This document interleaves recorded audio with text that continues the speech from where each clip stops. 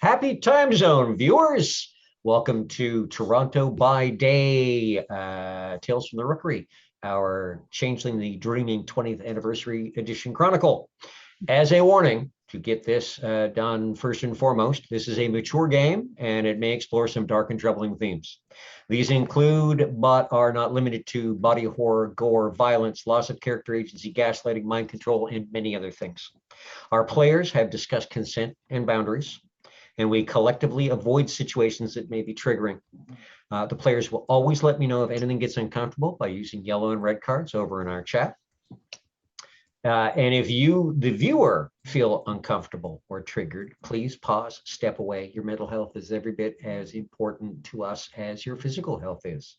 Our streams will be available on YouTube, Vancouver by Night, after the game. So you can always come back to an episode when you feel more prepared, or you can just skip the episode and go on to the next one.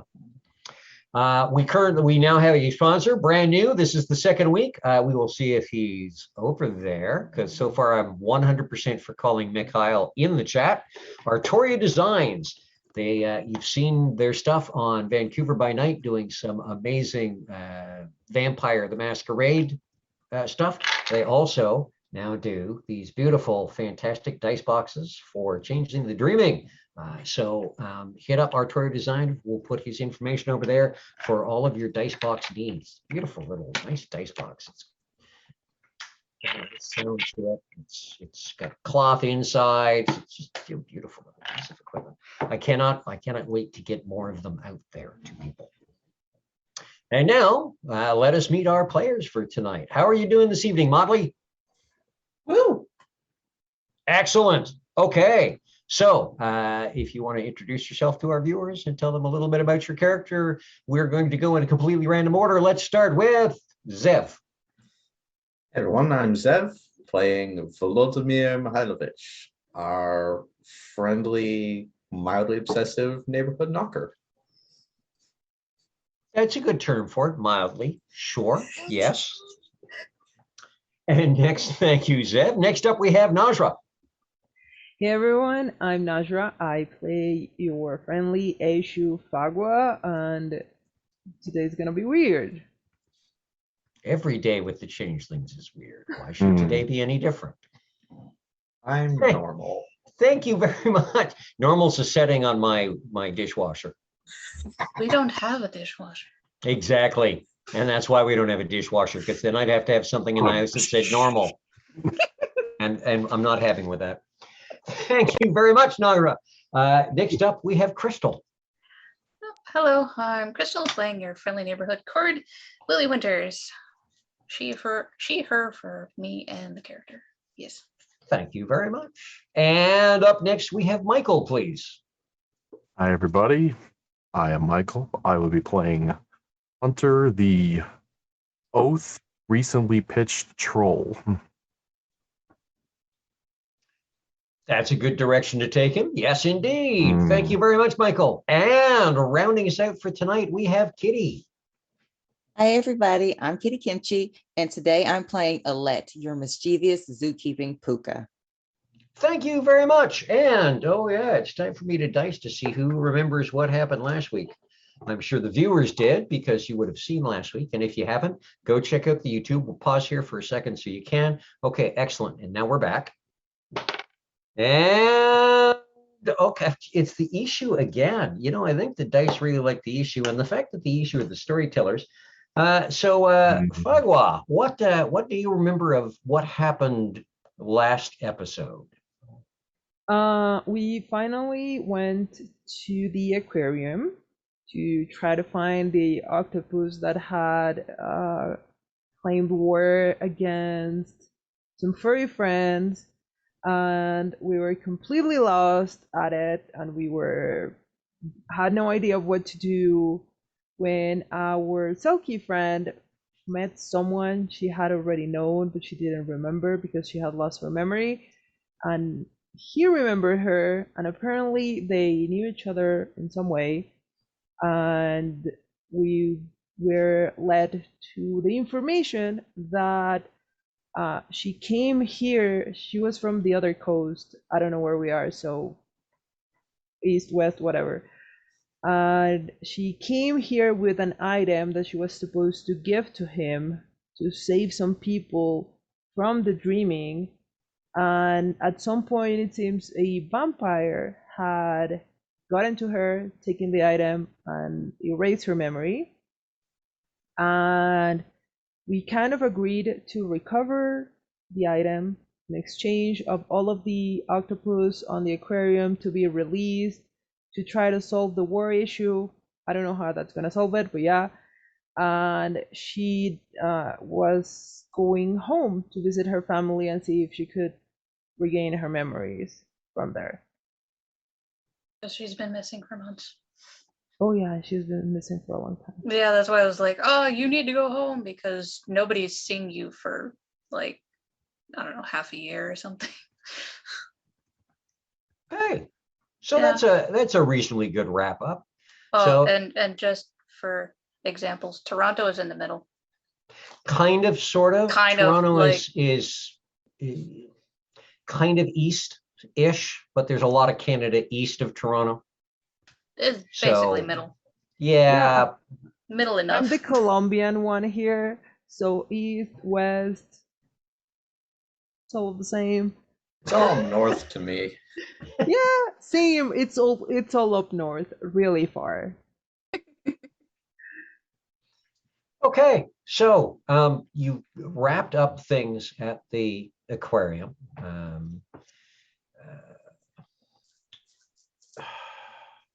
Now I'm forgetting her name. Everly had stayed behind to arrange with Dr. Davidson to go back and pack her stuff up and catch the next flight to Vancouver.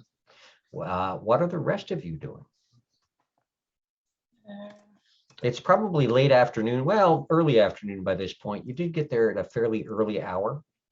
A little after it opened at 10. So you've probably been a couple of hours of power shutdown and fixing things and discussing things and having interesting things happen. There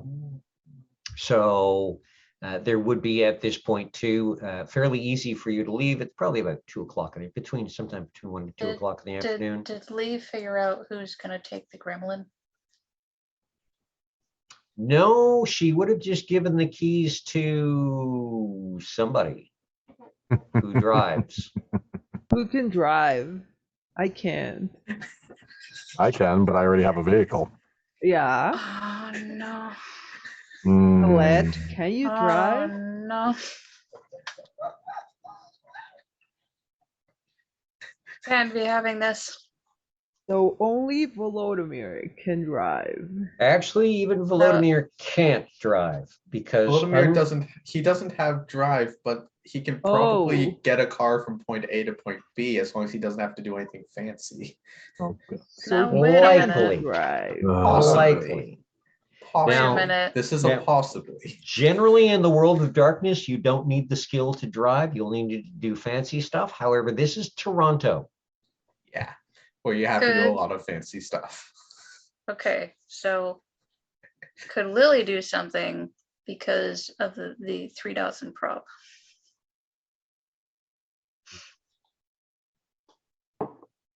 Oh. Yeah, you probably could. Just do you? Oh, Punch. I also have 3 dots in prop. Uh-huh.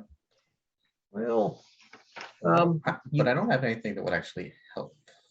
yeah, you could probably do something with naming and prop. Ah, okay. Um,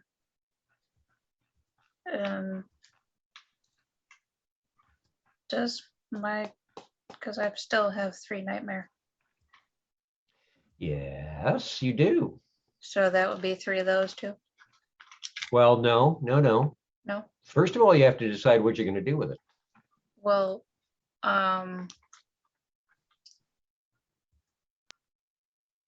I was thinking to see if I could somehow trick this car into driving itself a little bit. No. You No. would not be able to do that with naming. No. What? Um,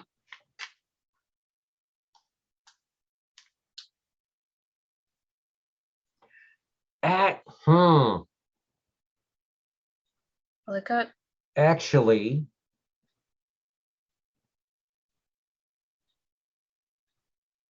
that, oh, give me a second here. That would be, you know, you could Disneyfy it.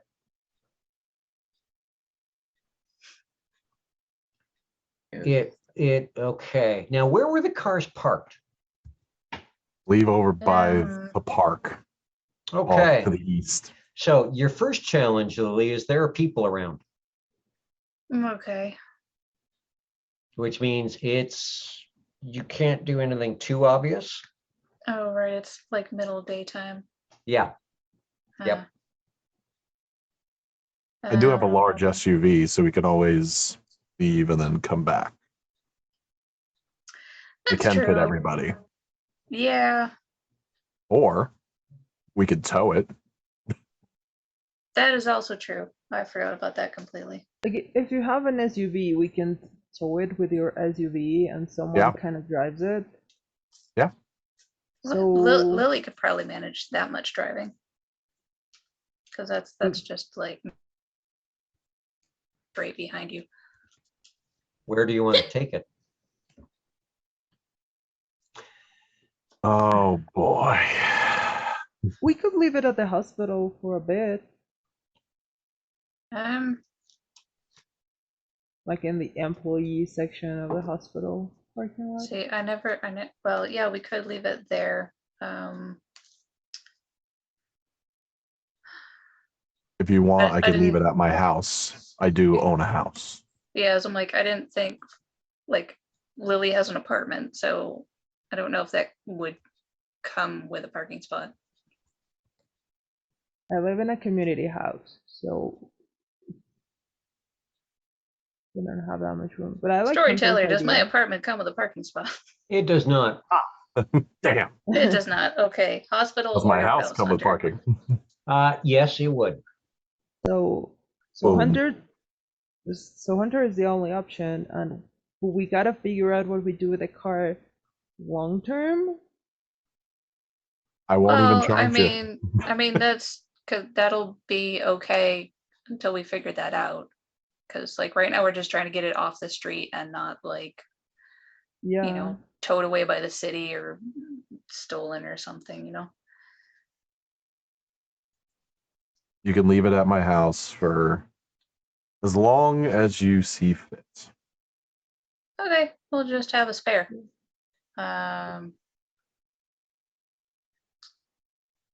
So yeah, let's hook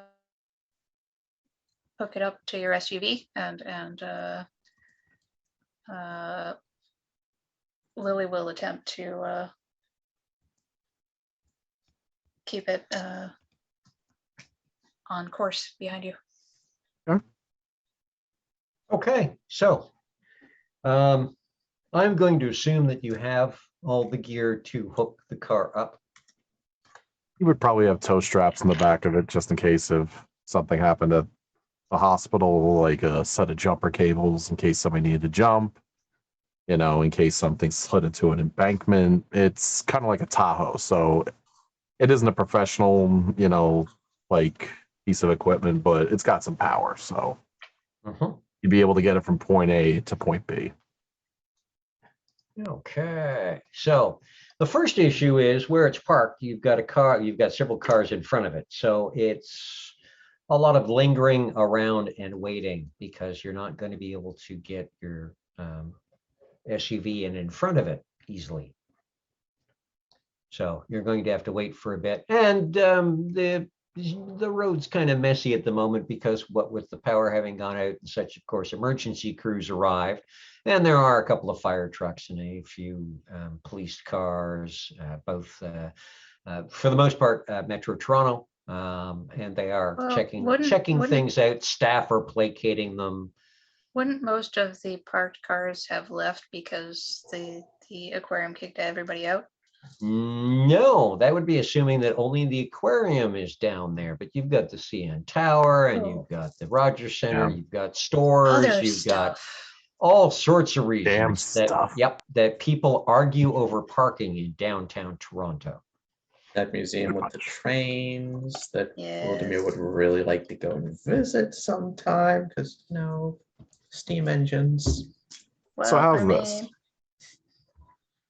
We have to kill time unless somebody has something immediately pressing. I know. you could and- just pull it out. Yeah, Since you how know how to about drive. Hunter just drives it out? Yeah. And then we Yeah, hook it up. that's perfectly fine. Yeah. So just, we'll, you get it out of the parking spot behind your top, and go from there. Easy. You I- would. Hit into the Unless really you wanted to tight do it, what I don't know what you were Kremlin. gonna say. So if there was something Oh else you no, wanted I to was do. gonna say because I didn't know how cramped it was. I didn't know if we could even get it out of that section. Like if Oh. you wanted to go get something to eat to kill time until most of the traffic and the fire trucks and whatnot, I mean, Lily is pretty food driven, so Actually, guys, we have court tonight. oh, right. Oh, Yeah, that's important. So Like, we but have to it's go early. to Holy Trinity Church. Probably get this done quicker then, because we'll want to get prepared, all right. mostly mentally. Hunter would squeeze into the very tight vehicle, which his knees would almost be touching his chest. Yes. Well, see, Yeah. that's why you're not driving. It's not far. It's just Yes. You fit in the Gremlin, but Very, yeah, very, you very, you very fit. tightly. You fit. you Just fit with a shoehorn. okay. Vladimir's So kind of looking at it like, I could make some adjustments. No. Really, it's you're it's not the touching this car. it's the better You part of already got 20. your fingers on my car. It's the better part of about 20 minutes or so for you to get it out of the parking spot and start strapping it up and get it hooked up to your SUV. There are some glares, a few horns. People are not pleased that you're taking up roadway, but they're also used to this kind of stuff happening down there. So, You're more than welcome to get out of their vehicle and confront me. oh no one's that dumb.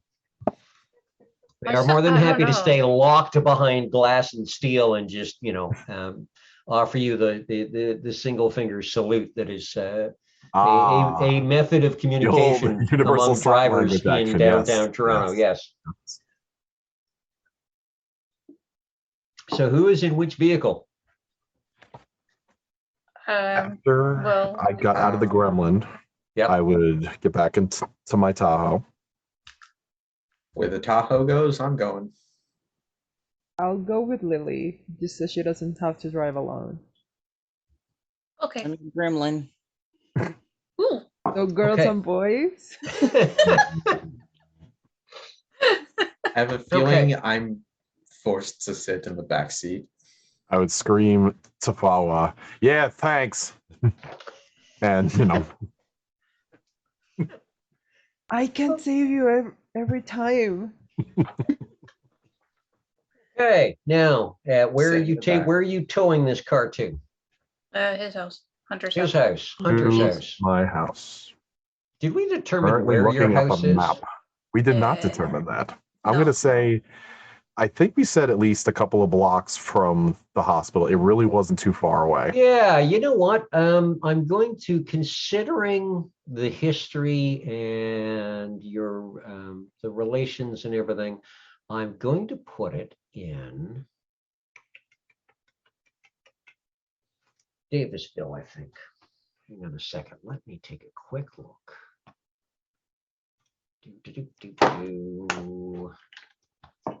Because I believe, no.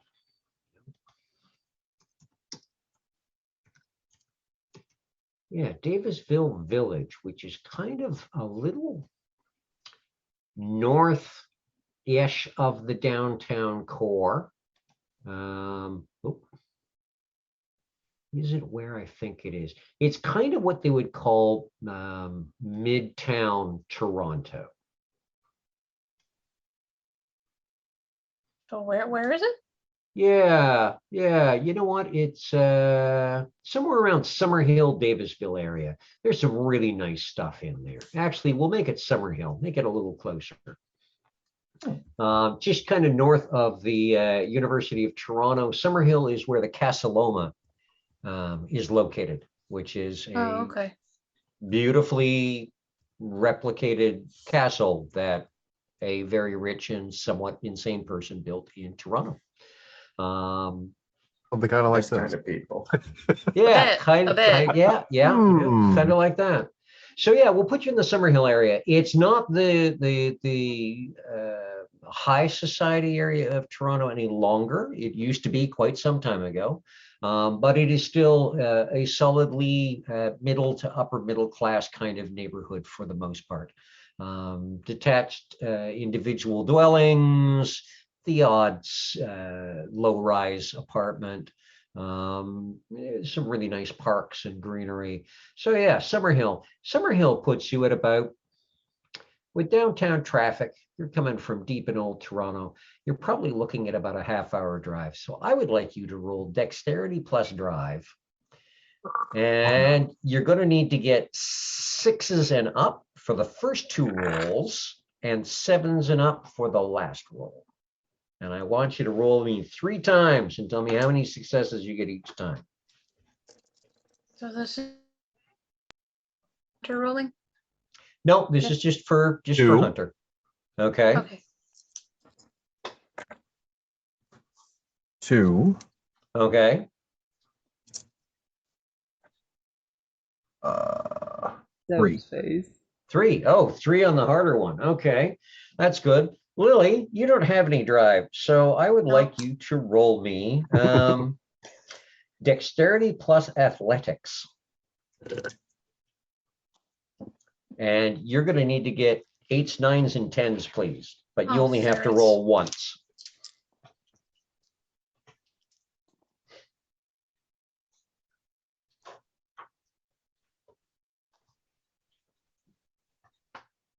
Two?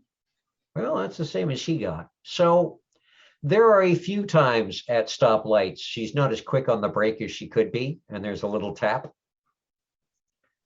Nothing that's going to damage the heck out of your bumper even. There might be a few very minor scuff marks at best. I think I'll live. Yeah. But, on the first tap, definitely Vladimir is like, wait, what? Yeah, here's the dunk. And in the back, you just see this kind of blocky Russian just whip around like, Don't you have your belt on? nope.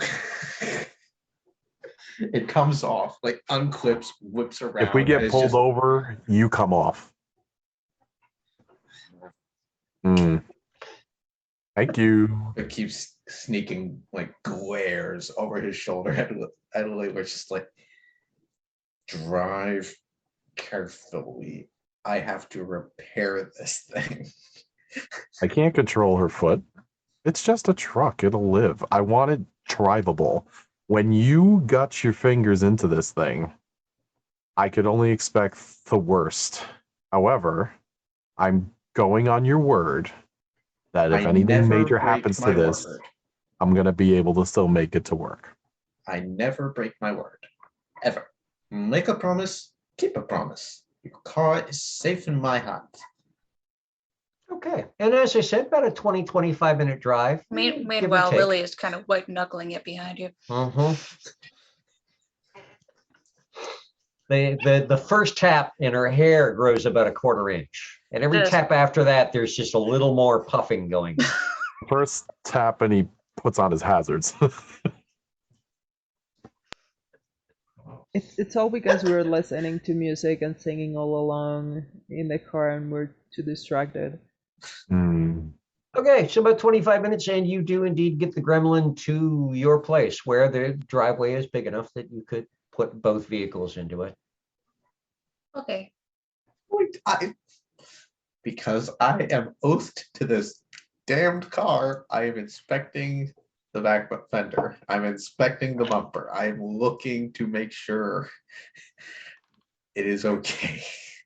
This car has No, baby it's status. you don't even see scuff marks where the taps happened. Okay. Okay, good. Kind of gives the Tahoe a very sympathetic, there, I know that sucked, pat. Glares at the gremlin. Okay, Yeah. so Meanwhile, Lily's like kind of that like stiff, shaky kind of climbing out of the car. He sees her climbing out and he comes over and he's like, it's all right, it's a bumper. It's okay. Yeah. We It got is- it here. It That is is the good. bumper on the vehicle I am oathed to fix. Is it okay? It will live. No thanks to you. I tried. You tapped You know. it. I did. Well, I could have crunched it, but I So, did not. if anybody needed to step inside to use the restroom, you're more than welcome. Otherwise, and he would turn to Alette. This is my first shindig is this, so kind of relying on you fine ladies.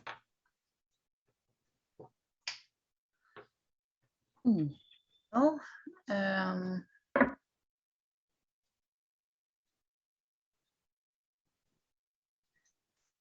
actually, you might end up having to be the one to get us there. Oh no, I could drive over there. I didn't know if there's some type of protocol to get in, if we have to be there at a specific time. What's skinny on all this? Lily would remember, but Crystal does not when court starts. sunset. Sunset. So no, it's just I mean, because it starts at sunset and we just kind of get to where it's happening. The last couple of times we've been there, we've run into the same two guards that we're kind of friendly enough with. You know, get inside, meet the guy at the front who kind of tells us you know, what's what before we go in, and kind of take it from there. It's and it will basically be a building full of people all like us. So you may meet other gargoyles. There will definitely, I actually know, because as far as issue, a lot of them have gone to Morocco to deal with something. So yeah, but there will probably be other knockers like you, Volodymyr, and of course other people like Alette and I. And yeah, mostly we'll be going to go have a sit down with the Baroness and discuss what has happened and what else she wants to happen, and the task we just got given by Davidson from the aquarium. And yeah. Just remember to be respectful. And if anyone approaches you, take everything they say literally. Mm-hmm. And he turns and he looks at Volodymyr. Volodymyr just looks back and does the most innocent blink. Yeah. I mean, Mm, That sounds like just being me. I don't know what you are worrying about. that's exactly what I'm worried about. I mean, So we can trust them with what we know, right? Like the rock thing and the people. well, the Baroness, yes. I wouldn't, like anybody else that comes up to you about these sorts of things, I wouldn't just hand out information to them because, well, yes, it will all be people like us. We're not necessarily all working for the same purposes, which is unfortunate. But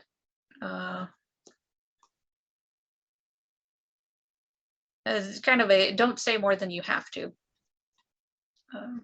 kind of situation. Okay.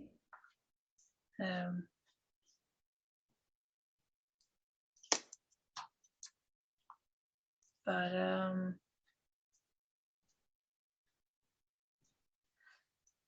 yeah, I don't know other than really just, mind your manners and well, be careful of what you say and who you're saying it to. It's good advice. Yeah. It's like I want to say it'll just be, like a big happy family get together or something, but it's not. It is a place to be cautious.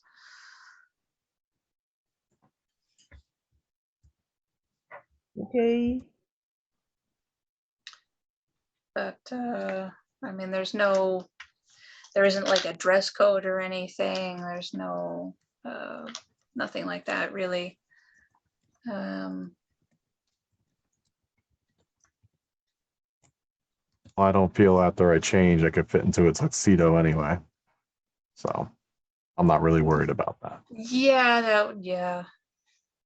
But I mean, as you've already seen, what we are wearing during, our mundane selves isn't what we're necessarily wearing when we're in, like the freehold or at court or in the dreaming. So it's, I wouldn't worry about it.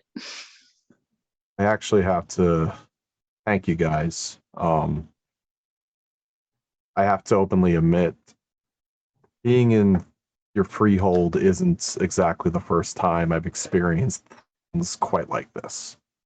For a long time, I thought I was going crazy, and that's why I ended up transferring up over here and starting over. Well, it can be pretty unsettling, especially if you don't have anyone around to, kind of talk to or help you through it. So it's, yeah, I could Yeah, understand. I didn't have anybody. And especially because, well, your Fey seeming is so very different than this, in front of us now. So it's, I think I'd be fair shocked too if that were me. Yeah. I just know from the short time that we've spent with each other, and I saw how the two of you responded to Lee heading off, that you had a very tight bond. And I just want you to know I appreciate you guys helping us out. Yeah. Yeah, very sentimental. You all want a cigarette? I do not. Thank you. No. Yeah, well, I appreciate the thought, but no. Just know that when you are here, you're home. No, Well, I mean, we all, before you three showed up, we all came from all rather different, situations and places ourselves. So it was a lot like this of just getting all thrown together. But, we had to, the stuff that we have experienced, up to this point has been so strange and extreme and scary, and you can't help but bond. gonna tell you guys something I told her before she left. I told her I was gonna take an oath to protect you guys, and it's not only because you've helped us out, it's because this is the first time I really have a chance to figure out what is going on with all of this, and I think the grouping here is my best shot at that. So I do pledge to protect all of you the best I can. And he holds out a hand in a fist and he says, if all of you could just take your hands and put it on top of mine. Immediately, hand gets. Vladimir slaps a hand down on okay. top. And whoever put their hand down first, they would feel it's much warmer than it actually should be. And then he just closes his eyes and he simply says, they who create chaos also have the mind to create peace. They who create misery also have and to create kindness. They who create darkness also be awakened to produce illumination. They who spread fear can also be shaken to spread comfort. Any problems created by the left hand of man or beast can also be solved with the right of trog or troll. Those in the motley, as long as they reside, will be shielded from the pain if they stand by my side. That's so cute. Gosh, I'm like, okay. I'm imagining like with Lily, she might end up having this sort of shiver that is a little bit fluffs also at the same time.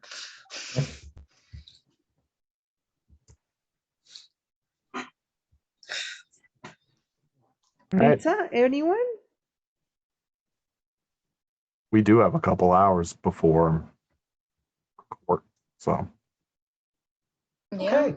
Is anyone doing anything specifically, or did you want to fast forward to heading to the Holy Trinity Church?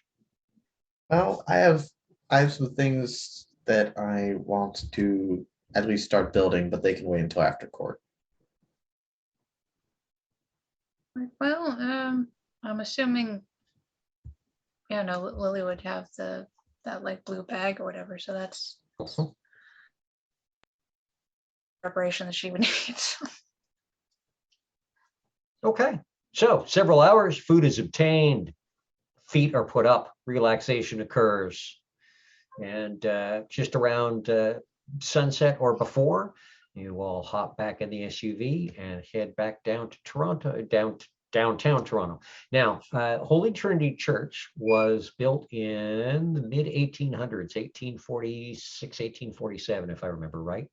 It is smack dab in the middle of downtown Toronto, where it is surrounded by the Eaton Center, the Hydro One building, and several other high rises in this fantastic, the Marriott as well, fantastic little relaxing park kind of area in the middle of all of this steel and glass and the Holy Trinity Church there. The church is also known among the Fae folk because it has a very large labyrinth right nearby it. Neat. So you get down there for about sunset. Parking is park at the Eaton Center parking. The multi-level parking structures on both sides are open, and as I remember, are open 24/7. So it's easy enough to park and a quick stroll. There are people around the park area and around the church, not huge numbers. It's sunset on a Friday. There are people who are obviously leaving work, people who are going shopping, people who are heading towards restaurants, people that are just enjoying the day.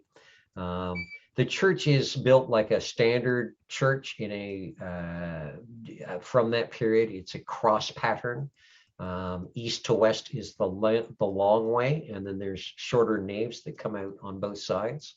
The doors are on the west side, the main doors. They are open. There's music coming from inside. There are lights on, but the Holy Trinity Church has stuff going on all the time. And right now there's a little A-frame placard out front that mentions a jazz band that is playing. While you're standing there looking around, I would like you all to, if you'd be so kind, as to give me a perception plus alertness, please. And it's 7s and up. 2.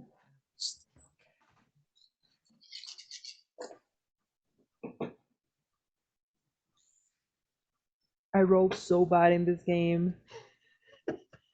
2 10s and a 9. Okay, so that's 3. 1. 1 out of 7 die. Like, Jesus. Dang. like. And how oh, many did you get, Mike? 2? Okay, so Vladimir, Alette, and Lily all see at the same time, kind of, as you're standing, there's a long, broad steps that go up to the church, 5 or 6. It isn't raised that high up, but kind of over on the left, peeking around the corner. Lily and Alette would notice, would remember the face. It's kind of a round face on a short, dumpy looking guy. It looks like he's in a black cassock, a priest cassock, and he's definitely looking at the pack of you. And when Vladimir, Alette, and Lily notice him, he goes, yoo-hoo, and disappears Oh. around the side of the church. That way. okay. That way, then. Mm-hmm. Yeah, but We go that way. yes. So you walk around the side of the church, and there are indeed side doors on the church as well. And he's waiting by one of the side doors with the door open, and he's kind of half behind the door, and he's going, hello, hello, Hi. this way. Are you always for hiding behind things? And he slips inside. No, this is actually, yeah, that's the first time I've seen him hide. Anyway, and follow after. I was telling you Okay. something new has happened. Must be a bad sign. You- And you- with that, you go follows him inside. after. And it's one of the preparation chambers in one of the naves. There is a wardrobe on one side. There is a rack of gowns and cassocks and stuff. And the short, dumpy little guy with Alette and Lily will recognize him. His tall, slender friend, also dressed as a minister or a priest in a long black cassock, with the, and I forget what they call it, but basically the scarf Stole. around the stole. Oh, yeah, That's it. The yeah. stole around and he's and they're both standing there, and the short one's saying, "I remembered these ones. They're back again, though I don't recognize all of them. They're not all here." And the tall one goes, "Oh, the hospital crew, right? Yep, bluebirds. Oh, yes, indeed. Excellent. Okay, you're here for For court. the goings on? The goings on.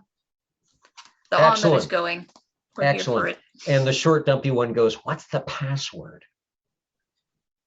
Password? And the tall one kind of looks at him and goes, "Yeah, exactly." Okay. Are you prepared to enjoy some Narnia level stuff? And he heads towards the large, well-built wooden wardrobe. It I could remember be that. in my Those workshop. look The fun. last building. What that was supposed to be in, like a garden or something? Gardens or something? He said, "Oh yeah, no, I remember you folk from the museum, the gardens. There was a museum, and then there was the gardens before that. Yes, those. So yeah, you're going down to the, you could call I it just the meant catacombs. that was pretty Narnia-esque.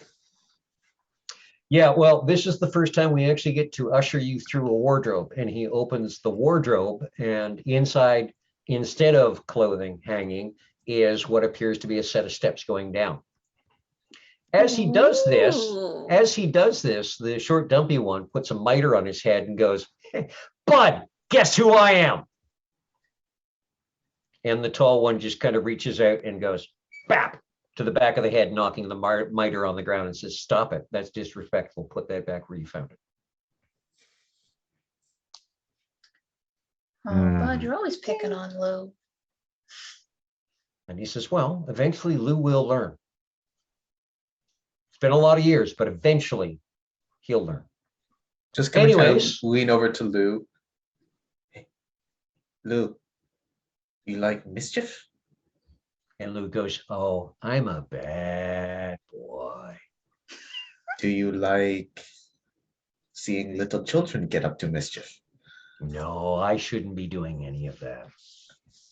And I'm just gonna reach into my pockets and pull out my last surprise packages. I'm gonna kind of try and sneak them over to him and be like, give these to small children.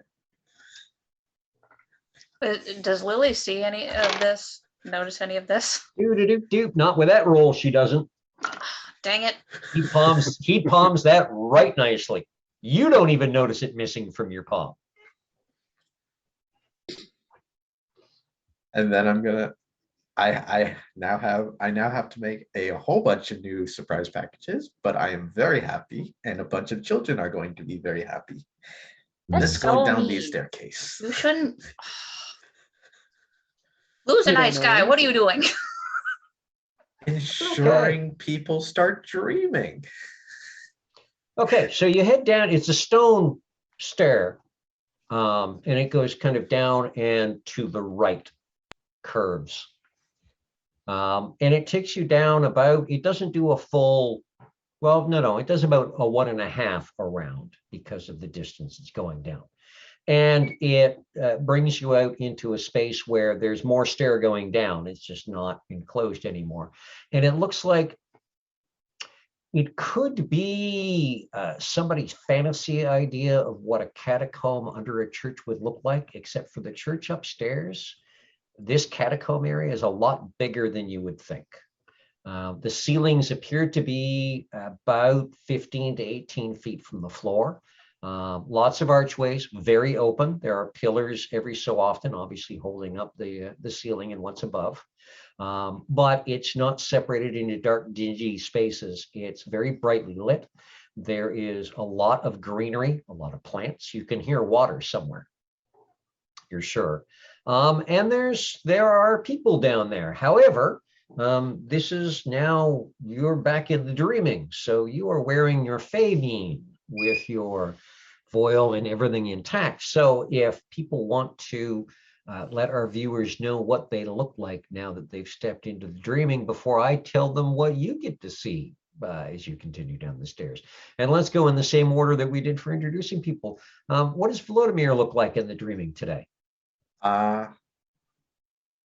So before I describe, is the mean always the same, or can it change depending on formal event? Your or- mean in appearance is always the same. That's But the that's the clothes. you. The clothes, the voil, that can change depending on the event, based on Okay. the intent you have going in. Okay. I thought we were So stuck with whatever we had on. Not exactly. Huh. so Volodymyr, like before, he's very short. He's very kind of squat and squashed, with overlong arms and overlong fingers and a shock of white hair and red iron clay skin. He's dressed more or less the same as he was before. The only addition to his nightmare of a goth French Victorian shirt is he's added a cravat. And he is wearing a top hat that has little cuts in the rim to let his ears poke up and through. And there are very ostentatious steampunk engineering goggles perched on the rim of the hat. But those are his only concessions to, I have gone to a formal event and I should look nice. He still looks like the nightmare goth steampunk person. Okay, excellent. Fagua. Okay, so Bagua is well same. She has cobalt blue hair tied in a top knot, an undercut with a geometric design. It looks kind of like this, but the skin is more like bronze. She looks like a bronze statue kind of thing. And the difference in her clothing is that it has a little bit of like gold trim with geometric designs on it, but it's the same, like very wide pants, a shirt that looks like 3 or 4 layers, one on top of the other, everything in like light, earthy colors, just like lines and little trims of gold, and that's it. Nice. Very. Lily. Hmm. Now that you said we could change. We'll come back to Lily now.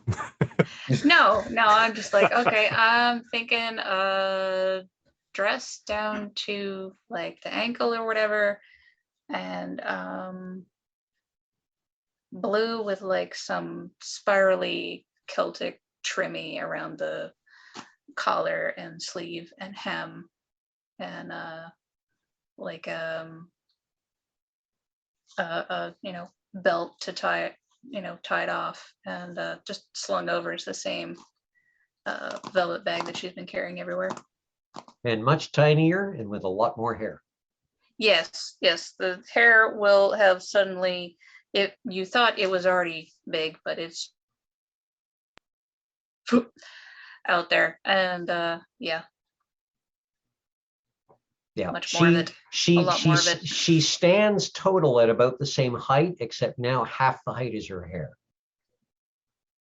See, I'm thinking of like, crap, what are those dolls called? Roll doll. Well, there's like, well, no, it's just there's dolls where like, Shopkins. They made dolls for Shopkins, and the like the head is like so big, and then the body is like that, but then the hair yeah. is just this mass that if you try to stand the doll up, it just falls over like that. Like the LOLs dolls. Yeah, like just it doesn't look possible, but Okay, excellent. Hunter, what do people see? Hunter is a large man as it is, around 6'3", 280-ish. When he crosses over, he adds a couple inches in height and width and girth.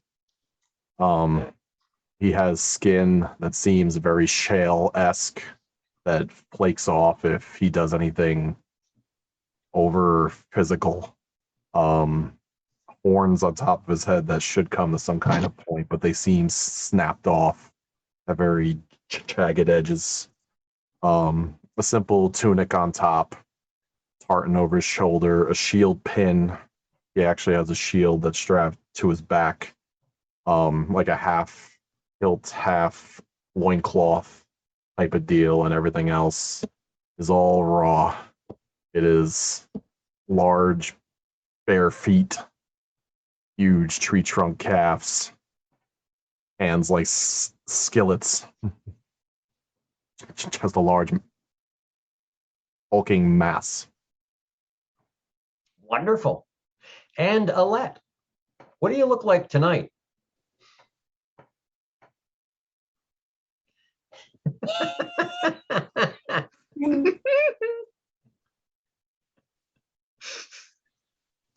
And she's wearing black boots, khaki cargo pants, and just a plain black top.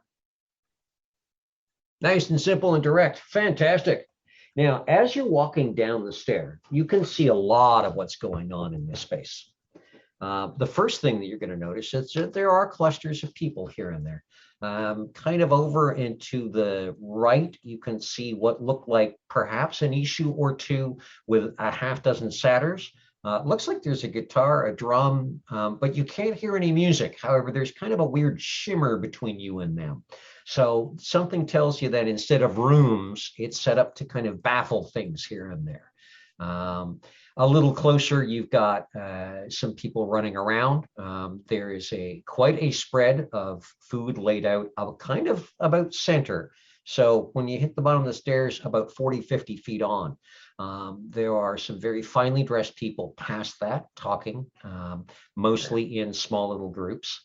At the bottom of the stair, there awaits a gent who's got his hands in his jean pockets, white t-shirt, black leather jacket, kind of like leaning against the wall beside the stairs.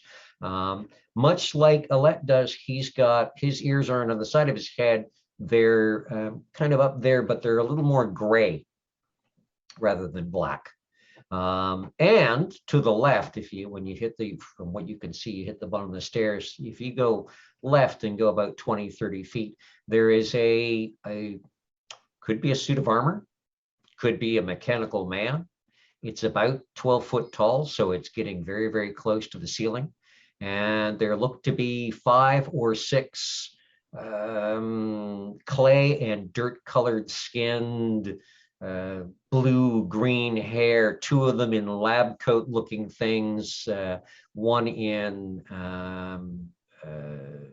overalls, crawling all over this. A couple of them a little more familiar as your cousins, Volodymyr, and noise coming from this. And as you get down towards the bottom, one of them looks your way just as the guy in the jeans and the leather jacket straightens up, and he goes, "Hey, numbnuts, come here, give us a hand. Yo, tube for brains." I'll be there when I get there. Not yet. You can go play in a minute. Yeah, we need a spare set of hands, and that's all you're good for. You'd have both hands if you'd pull one out of your own ass. Don't go over there. If you want to leave with both your hands, don't go over there. Someone has to stop those morons before they break something. Do you want both of your hands? Remember, take everything literally. So cousins. No hands, no kaboom. Cousins. The gent that Lily and Alette recognize as being J-Man kind of straightens up and goes, "Ladies, and you've got some new people with you today. Where's the rest of your crowd?" Well. Oh, wait, heard about Applewood. Yes, well, she's off being apprentice. Penn Yeah, being a squire. Yes, being a squire. That's a move. Yeah. And Penn, she has gone to Morocco to be with her dads to deal with whatever the issues are dealing with there. Oh, issues. Okay. Yeah, issues. And Lee, our Selkie, has gone home out west. Turns out she's got family and has actually been missing for like half a year. So, yeah. No one did. I mean, they did, but anyways. So, yeah, these are new adoptees. Yeah, that and Alette and me. Okay, well, you know the deal. Well, explain for the new, please. Yeah, you can happily partake of the Duke's largesse in hospitality. No expectations, nothing demanded in return. Help yourself. Okay. Yeah, and it's a good spread tonight. That is good. Yeah, he got in some Wendy's, and I mean, that's my preference. French fries. Mm-hmm. Before I get too distracted, Baroness, what direction, please? Baroness ain't not here. Not here? Nope. But we were supposed to talk to her. Oh, no.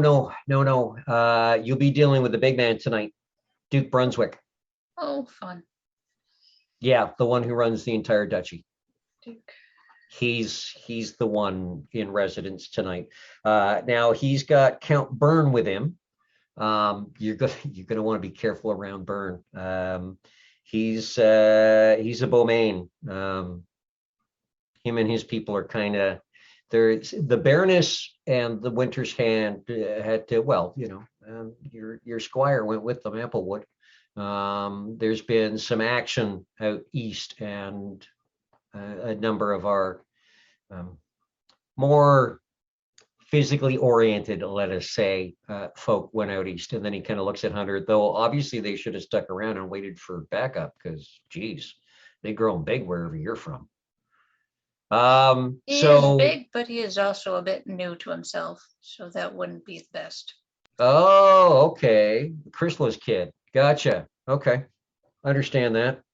So yeah, so now you didn't hear it from me, but they buggered off east. So Duke Brunswick, as much as he holds court here, he prefers his spot down by Niagara Falls and doesn't like coming into Toronto all the time because, you know, boredom and banality, blah, blah, blah. So he likes to make sure someone's here who's got the rank to take care of things. And there are a lot of people who don't like Byrne,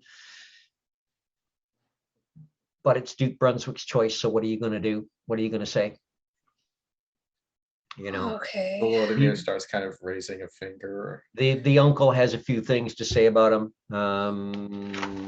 Carl, not so much, but you know, and so yeah, he's going to want to talk with you people apparently about an oath about studios. Yeah. Yeah. So yeah, there there aren't many rooms here, but if you go straight past the food and stop and pick up some food on the way, if you go I plan to. straight past the food, when you hit the back wall, about jog to your left about 6-8 feet, and you'll find a door there. And that's where Brunswick is he's holed up in his office. Okay.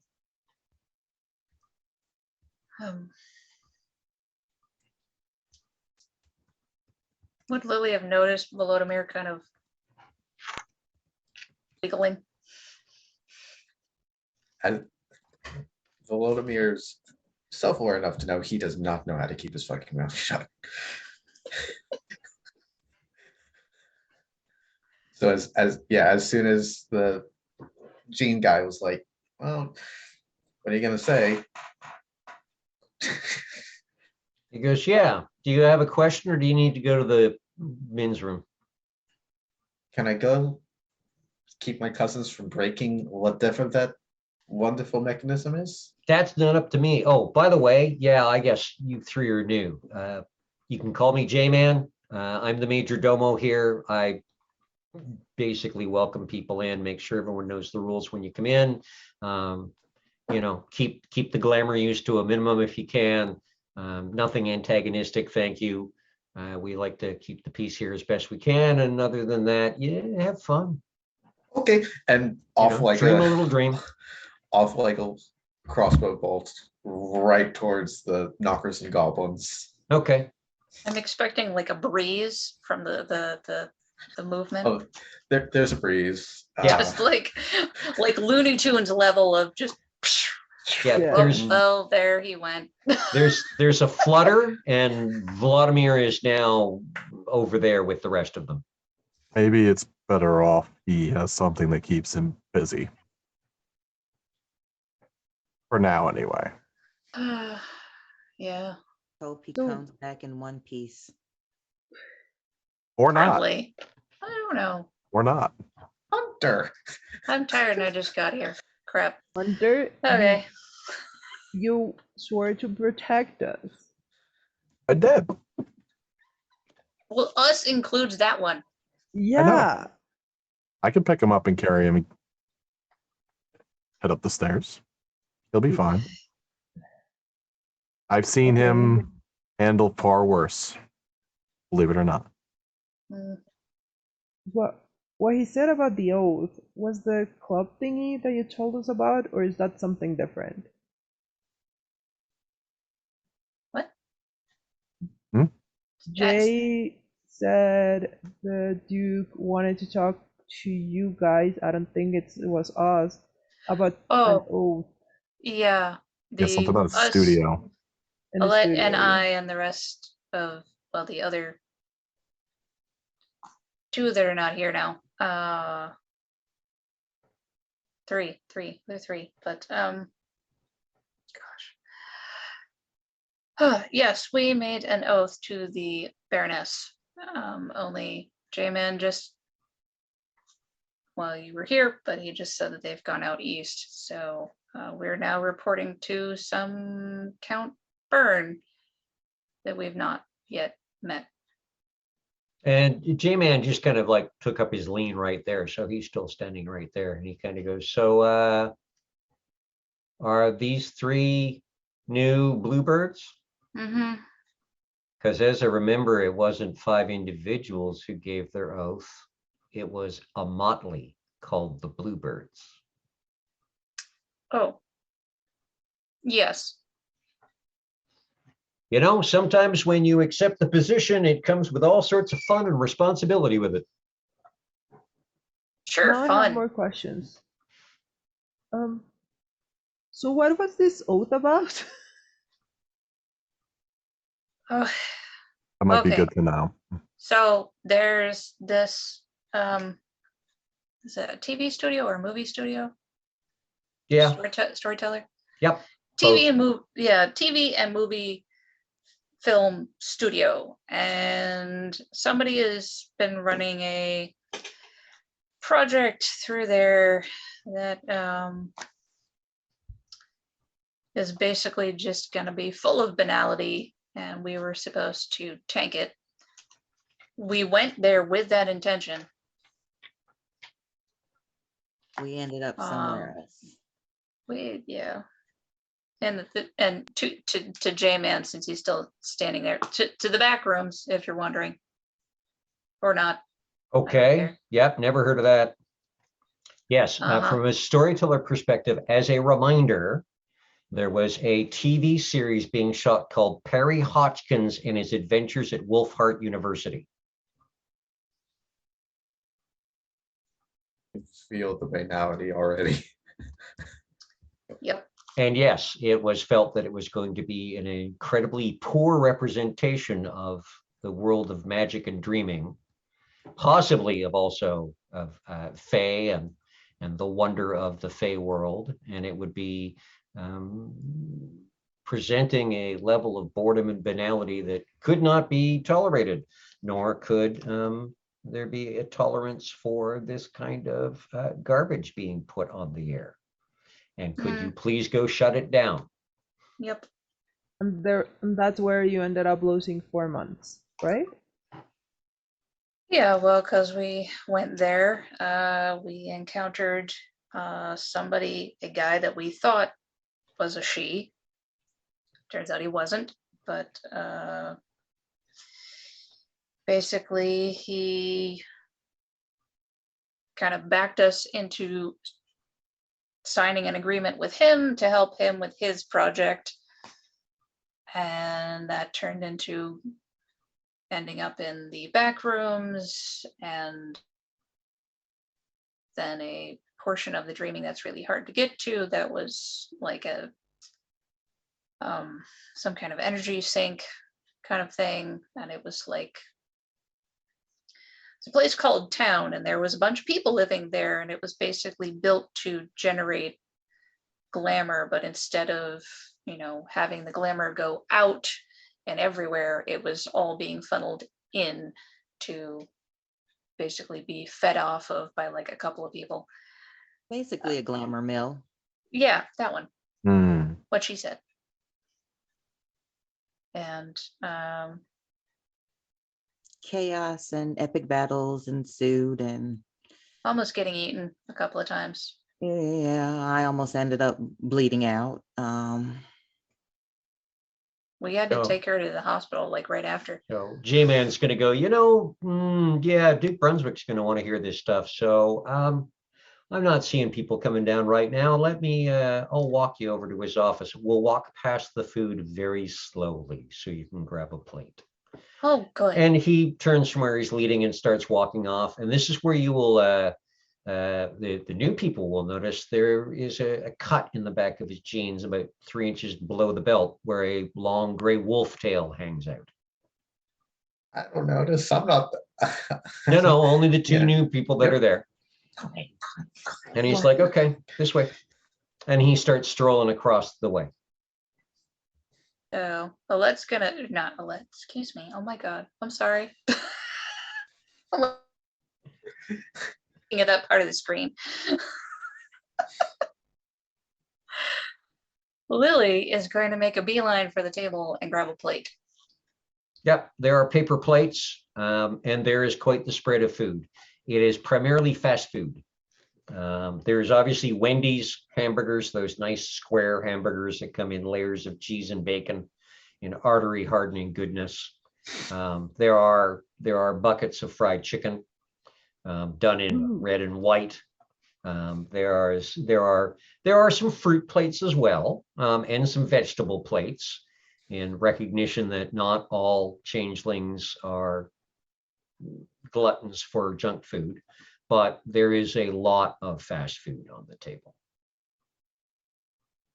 Yeah, red and white buckets, not a sponsor, but could be. Contact me quickly. My Ew, link tree no. will be just right over here. Please no. No, Please Link no. tree. Yes. Link tree. no. I'm gonna Nice. grab one of those and some lots of fries and be like,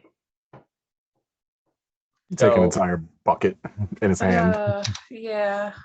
Yeah, Like, as well, as he goes past, J-Man reaches out and snags a single drumstick from a bucket, and pretty much almost does the cartoon, opens the mouth, sticks it in, draws it right off, and then drops the denuded bone in a garbage can as he goes past.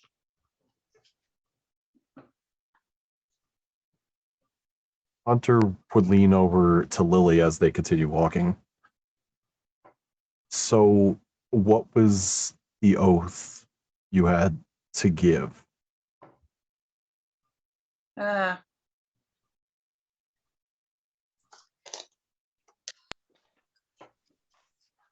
Crystal doesn't remember.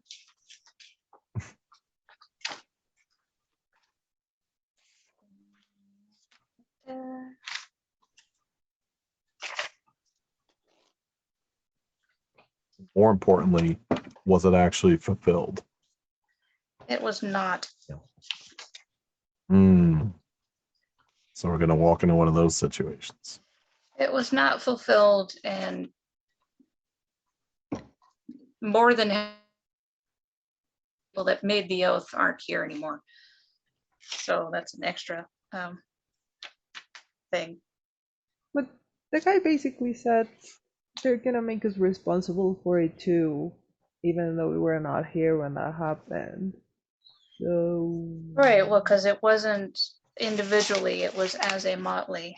And by you being now part of the motley, I don't know if you're vicariously bound to it.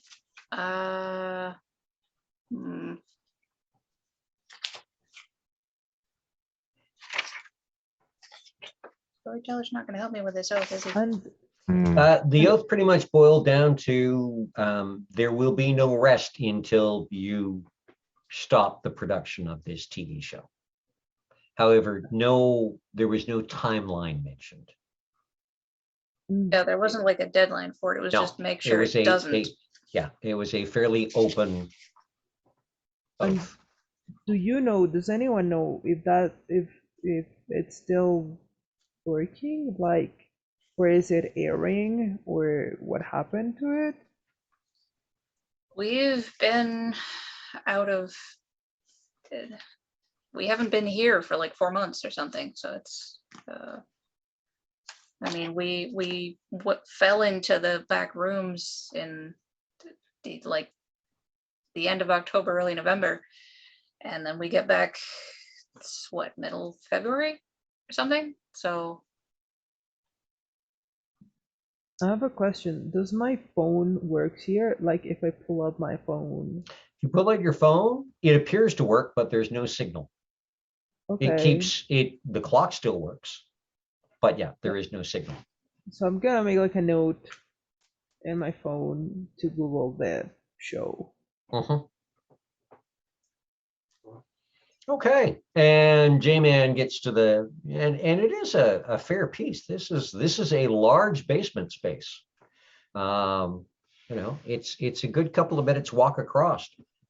Gets to the far wall and just kind of to the left, as he said, probably 15, 20 feet. There's a large arched wooden door, one of those nice kind of big round topped old style looking doors. And in front of the door is standing, rocking back and forth on his feet, a short, kind of squat, pudgy looking guy that Alette and Lily would recognize. And he kind of, he's got his hands tucked behind his back and he looks up and goes, J-Man, what the hell are you doing away from the front door? You should get back to the front door, which is where you're supposed to be. And oh, look what crept out from under the rock it's been hiding on for so very long. Hello, people, and some new people too. Where's the oh yeah, that's right. One is off working with the winter hand, isn't she? Yeah, that's not an enviable position. I wouldn't be all over that. Let me guess, you want to go in and talk with His Royalness, Duke Brunswick, right? Yep. Yeah, okay. Give me a moment. Let me announce you properly so that the Duke isn't surprised by the fact that you're here. Sure, do the thing. You've missed the last couple. And he turns and he just opens the door and sticks his head in. From inside, you can hear, yeah, excuse me, Stephen. I mean, Duke Brunswick. So we got the hospital motley, the sick kids crowd here, the Bluebirds. Okay, we got, I don't know, 40% of them, but it looks like they've doubled up somehow. They've got some new recruits. They're, I guess, wanting to talk with you. And from deeper in, you can hear a much more cultured voice say, excellent, I would like to speak with them. Send them in, please. And he bobs back out, opens the door and says, okay, ladies and gents, you're on. Good luck, break a leg. Not mine. Okay. I'll let Lily and Alette go in front, and Hunter and everyone, and I'll be last. Yeah, I'm thinking Lily might reach out to Alette for just a moment and like maybe take her hand for a bit, just like squeeze, like, yep, here we go. Okay. Okay. You walk in. It's a fairly decent sized room. It's a very comfortable room. It's done in a darker, older wood. The floor is wood. There are a couple of throw rugs on it. There's a large desk. There's a very nice seating area beside an unlit fireplace. There are a couple of chairs scattered around. It almost kind of looks like an old gentleman's club kind of space. The ceiling's probably 14 foot up, and across from you are some exceptionally large windows that look out on what looks like Niagara Falls. Standing by the window is a tall she of older, looks to be in his 40s to 50s, a little bit of gray just around the temples. Very well dressed, wearing, you wouldn't quite call it a tuxedo, but it's got that cut to it, except that the sleeve is missing on the left arm, and his left arm is clockwork. Seated nearby, there are several other she, a couple of guys, a couple of women, again, all of them in suits, even the women. They're all dark suits. You can kind of see the odd pale pinstripe here and there, but for the most part, they're dark. They're three-piece. Everyone is wearing a dark tie. Everyone is very, very well dressed. There look to be about a half dozen other she in the room, besides the one who's standing, the gentleman with the mechanical arm who's standing by the window. And he goes, come in, please, come in. I'm Duke Stephen Brunswick, and it is a pleasure to meet you.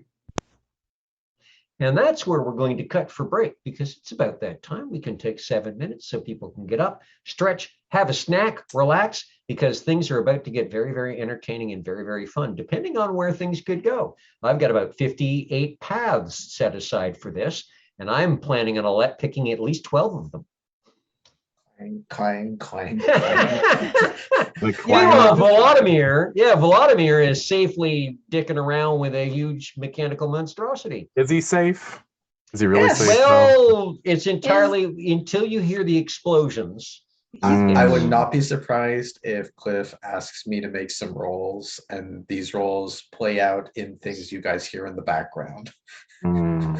He's probably Excellent. safer than us. That's Yeah, we'll have to see. You guys So are doing politics. it's hard to say.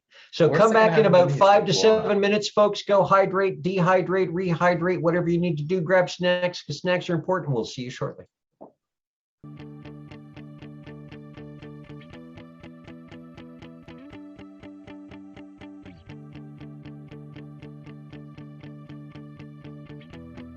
Paint your sky in phthalo blue and alizarin crimson, swirls of cadmium yellow, sienna and vermilion. Make it any way you want, 'cause it's your world in the end. Paint yourself a little tree and give it a little friend.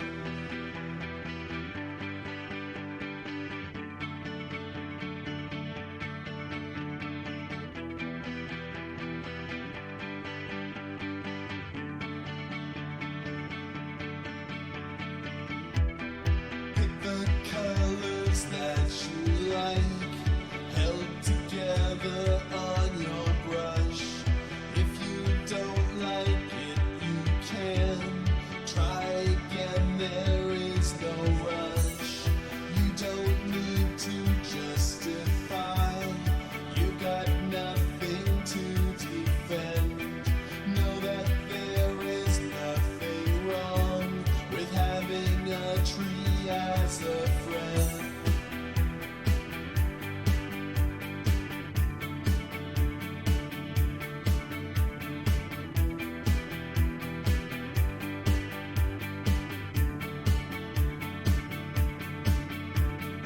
You can do what you want, just make it passionate.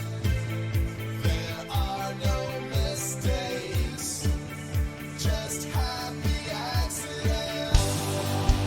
Just use your imagination any way you please. This is your creation, so build it as you see. Seek out new sensations, or sail the seven seas. You're the only one to please. To be a happy little tree. We're all happy little trees. Always swaying in the breeze. We're all happy little trees. Paint your world in Prussian blue.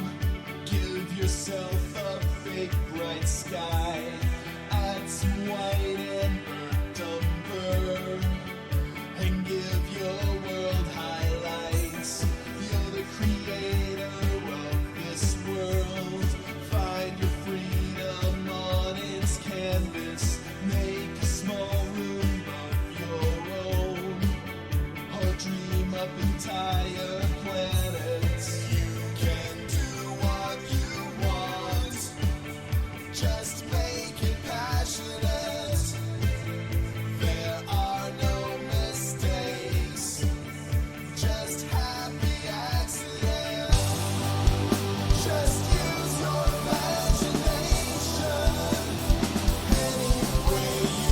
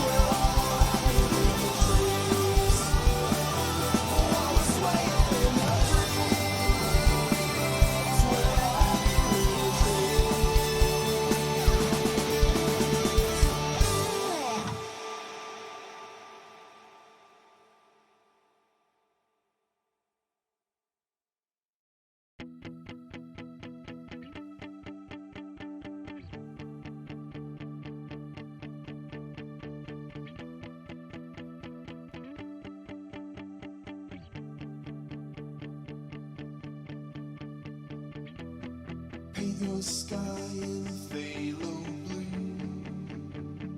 and a alizarin crimson, swirls of cadmium yellow, sienna and vermilion. Make it any way you want, 'cause it's your world in the end. Paint yourself a little tree and give it a little friend.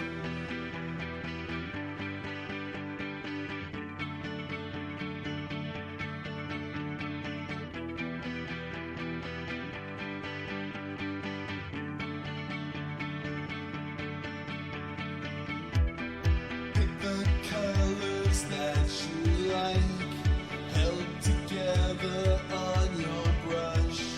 If you don't like it, you can try again. There is no rush. You don't need to justify. You got nothing to defend. Know that there is And two more of those, and two of those, and oh well, actually three, and then well, one anyways. And okay. And welcome back, viewers. Thank you for tuning in and staying with us through the second half. During the first half, our motley took care of a car, got to relax a little bit and put their feet up, and have attended court yet again in a different place in Toronto, because apparently court moves around a whole lot in this city. And they have just been ushered into a very nicely appointed room with a whole mess of where they have met Duke Stephen Brunswick. And that's where we'll be picking it up. So So this tall, very well dressed, very, very good looking gentleman with the mechanical arm tucks his hands behind his back and kind of takes a few steps into the room and says, "So you would be most of the motley, as I understand it?" well, some original and mostly new. I see. Well, I am aware that Lara Applewood, Squire Applewood, was called away prematurely, in my opinion, but I am not her mentor nor knight, and it was the Winter's Hands decision, her and Baroness Dana, to head east. The others. Well, the others, Penn, our issue, has gone out to Morocco to be with her two dads to deal with an issue. Oh, I Um, see. That's an entertaining play on words. I approve of that. It looks like you've replaced her, however, with another storyteller. Well, not replaced so much as found, acquired, adopted. But yes, Penn is off in Morocco, and Lee, our Selkie, has gone back out west to be with a family that she didn't know she had. She's had amnesia the whole time that we've known her. So she didn't know where she was from or who she was related to or any of that. And they found her and said, "Come home because you've been gone a long time." Well, family is important, Yes. and regaining one's memories is, particularly for those who are like us, is also extremely important. Yes. Yes. So that is where they have gone. And how many days has passed with since we've met these three, the new ones, storyteller? About 2 days. Oh, okay. So yes, and then a couple of days ago, we went to, well, Alette and I, and Lee was still here, but we went to the hospital and met these two, and there's one more out playing with the rest of the knockers on some strange machine. Oh, you have a knocker in your motley. It seems so. Should I offer my condolences or my congratulations? I have no idea. I have no idea. We have yet to determine that. So far, I'm very Excellent. pleased. Good, good, good. As long as there is positivity to this. Yes. But yes, so these two plus the knocker, and we had been told to come to court to account for ourselves because Some changes We've- have gone on.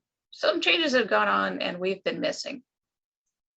Yes, that was brought to my attention. Yes. I'm often occupied with politics in other spheres. Generally, I will have one of my nobles taking care of Toronto, another one taking care of the Northwoods, just so that I can keep up with what's going on in King David's court and what's going on in the greater sphere of the world. Yes. However, when needs must and things change, then I will step in and he kind of lifts the mechanical hand, and you can hear the whir as he kind of works his fingers. He says, and I will take a hand directly myself. Ah, And that is what I am doing tonight. Baroness Dana is left with the Winter's Hand and several others. right. We hope that they walk an adventurous and successful road and return to us, but that won't be a quick or easy adventure. So needs must, there has to be someone to represent the city.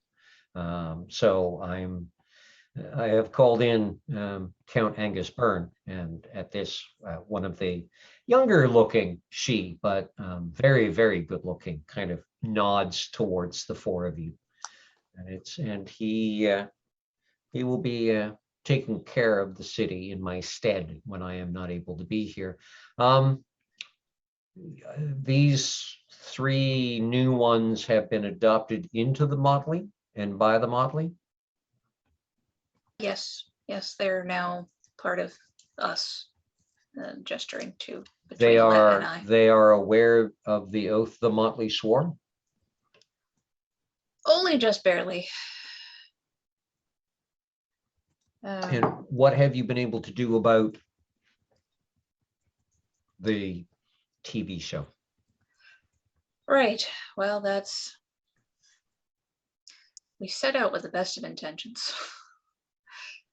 But because we went to the studio, we all managed to get jobs or whatever to make it so that we had purpose of being there as far as regular mortal people are concerned. And then we encountered a guy called Donovan. Ugh. And we weren't we had no idea that he was going to be there, and he didn't know that we were going to be there, but he didn't like that we were there and basically badgered us and cornered us into signing contracts with him to help him with his quest, and then he would help us with ours. And how did that go for you? Not great. At all. Not even in the least bit. No. I do not wish to. Oh, I cannot even express. And just anyway, to explain to you, contract was signed, we decided we'll help him because he was going to help us with what the Baroness gave us to do. And it went south very quickly. We ended up in the back rooms.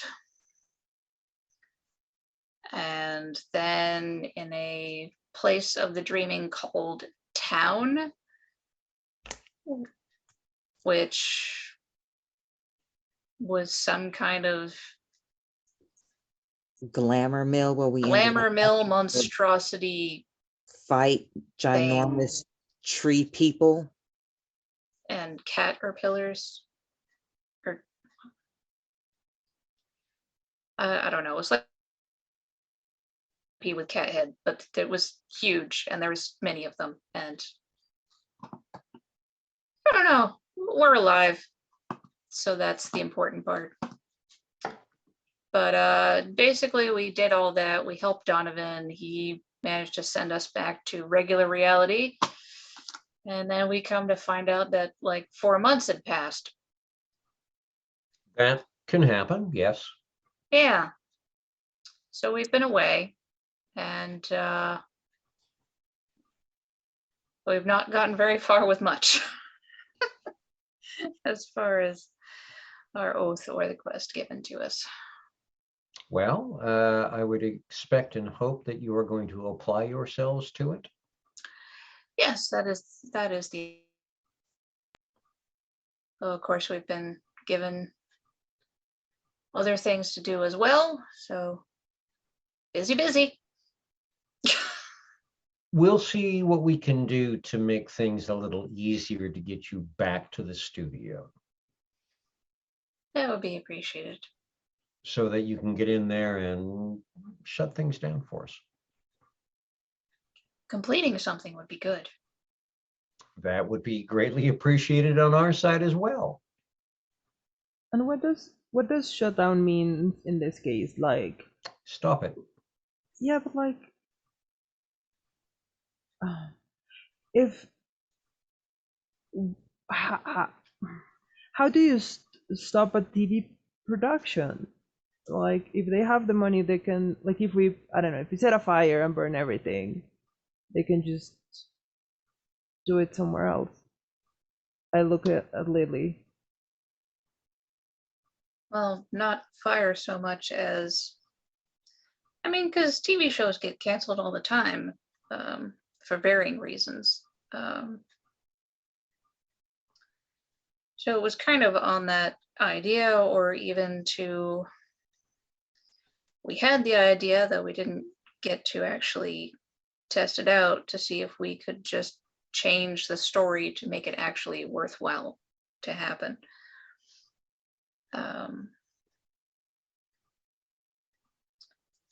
But yeah, because we had been, Penn was going to basically get her way into the being in with the writers of the show and change it that way. Because you're right that trying to sabotage a show isn't really going to, or physically that way, it's not really going to do anything. They'll just rebuild stuff, hire new people, and keep going. Well, I will leave it to you five to figure out how to do it. We would just like it to be done. Right. Excellent. Anything else that I can or we can help you with tonight? Would you happen to know what the key of St. Agatha is? And he kind of looks over at the one that he indicated was Angus Byrne. Angus looks at a young lady, a female she beside him, also in a dark suit. And she kind of goes, no, that hasn't appeared in any of our no. And Angus looks back at Duke Brunswick and says, no, sir. And Stephen then looks back at you and says, no, we would not know about this. Okay. Necessarily. Now, again, if this is an item that belongs to one of ours, somebody out there might know about it. Right. It's just, a question. Do you know any vampires that may work with other like us? We tend to steer clear of the prodigals. However, there are members of other courts who might work with them closely. Nothing that I have heard of, Oh, but that doesn't preclude the possibility that something has gone on. Why? Um, be because it seems that Lee's memory was wiped by a vampire trying to take something she had. Well, that took something she had. Interesting. So we kind of promised her and a friend of her to try to find it. But like, if there's, I don't know, 100 vampires in town, we gotta find a place to start. there's a few. Interesting. Well, we don't have any connections there currently, but Right. I can ask around. Well, there's also what the I don't know if you're aware, but the raccoons in this city seem to have a court of their own. Not surprised. Should I be? Just yeah, we were surprised, but that's us. Um, would you know of the kind of, because they're going through something where basically if one of them sneezes, they'll turn into a teapot.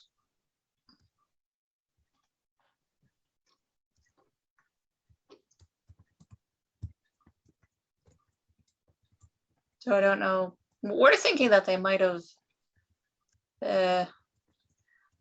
I won't use the word stolen, but I mean word stolen something that they shouldn't have, and it's had an effect. But the problem is that we really can't have that happening, say, in front of regular people, of just, a raccoon in the middle of the, wherever, and somebody sees it and it just sneezes and turns into a teapot. Like, they can't have that kind of happen in broad daylight, as it were.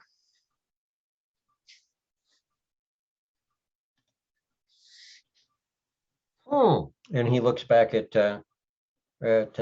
Angus again, at Count Byrne, and says,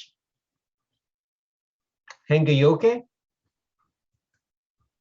And Count Byrne goes, sounds like it might be the Tanuki. And Duke Brunswick kind of turns back to you and says, that might be something to pursue in Chinatown, but if you do, I would recommend stepping very carefully. We have several truces, but they are much more ritualistically bound than we are. And Lily will have gotten out a little pad of paper and a pen. So what was not Tanuki, I know that one, but the other word you said. The Hengayoke. How does one spell this? Hengeyokai. They are an eastern relative of the puka, and then he looks at Alette.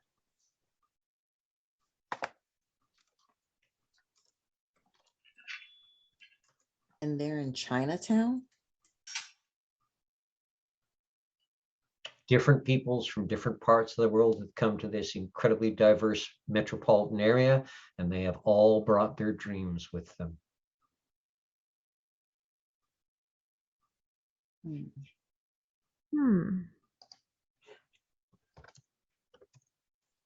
Okay, so we have 3 things we need to do. All right. Well, so Duke Brunswick, we were talking about basically getting us back into the film studio again. Now, I'm assuming that with Alette and I, we would be able to get back into our positions.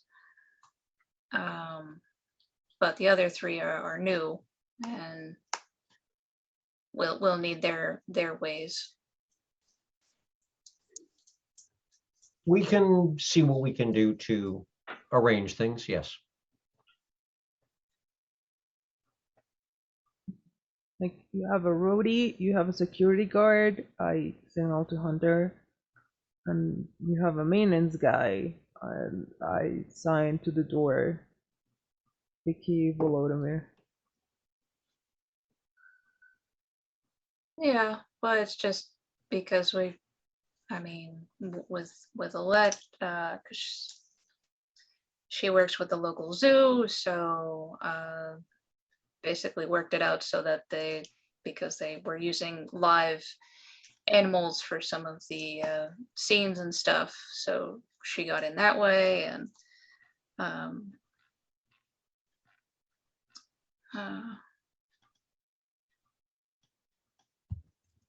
storyteller, I'm trying to remember, I think I got in there through like a temp agency or something. Mm-hmm. Yep, you Yeah, did. yeah. Got through like a temp agency, as actually so did Laura. Lee got hired there as like a part of her rehab from the amnesia and so on. And not sure how Penn got in, but yeah, we all found different little ways in, so that we would blend and not be noticed so much. Mm-hmm. Yep, well, you can see what we can do to arrange to get you all, to get the new members of your coterie positions in and around the studios as well. Though I'm sure if we open the door, your creativity will find a way to just kind of stroll right on in. Okay. So we have a couple days while we can go there. Yeah, well, it's just because that that requires more work or like whatever, so that that seemed like the and especially being here with Duke Brunswick and his offer for assistance, because I think the other things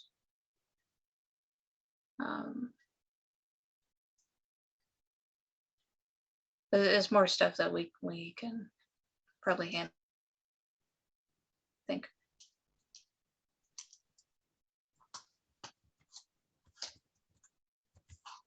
Okay, excellent. Well, again, it doesn't matter to us how the oath is fulfilled as long as the oath is fulfilled. Okay. So we will leave you people to it. Enjoy our hospitality. Okay. Oh, okay. And one of the she kind of sitting close to the door stands up, goes over, opens the door. And Duke Brunswick says, "It was a pleasure meeting you all." It was fun. Bye. And because Where is our little mischievous one? Okay, so you all step out back into the larger room again. As you step out, Carl, the bogan, goes in, door shuts behind you guys. You can see a scattering of people around. You're going to have to walk for a few minutes in order to get back to where you can see where you left Volodymyr with various relatives working on something large and metal and man-shaped, which means going past the food again if you want to stop at the food tables. yep, Lily is going to go for round 2. Clang, clang, clang, thud. Ow! Okay, as you get to the food tables and you're loading up again, you do hear some constructive noises from kind of that corner. You can now see where there are several knockers working on this huge 12-foot tall man-shaped thing. And everyone, if you'd be so kind as to give me a perception plus alertness, please. 8s, 9s, and 10s. 3 successes, 2 of them are 10. I love you, digital dice. You're so good to me today. I'm doing so bad. It's what, 8, 9s, and 10s? Yes, please. 2. One's a I'm 10. good. I'm good at this. Gosh. Okay, so 2 for Hunter, 2 for Fagwa, 2 for Lily, 1 for Alette, and 3 for Vladimir. Well, you're close to the stairs, so yeah, you would My hear ability it to first. overcome distraction. It's a wonderful thing.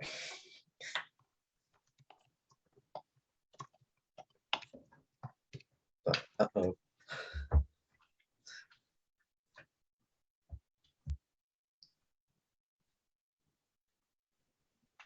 Are we, if we're supposed to be hearing something?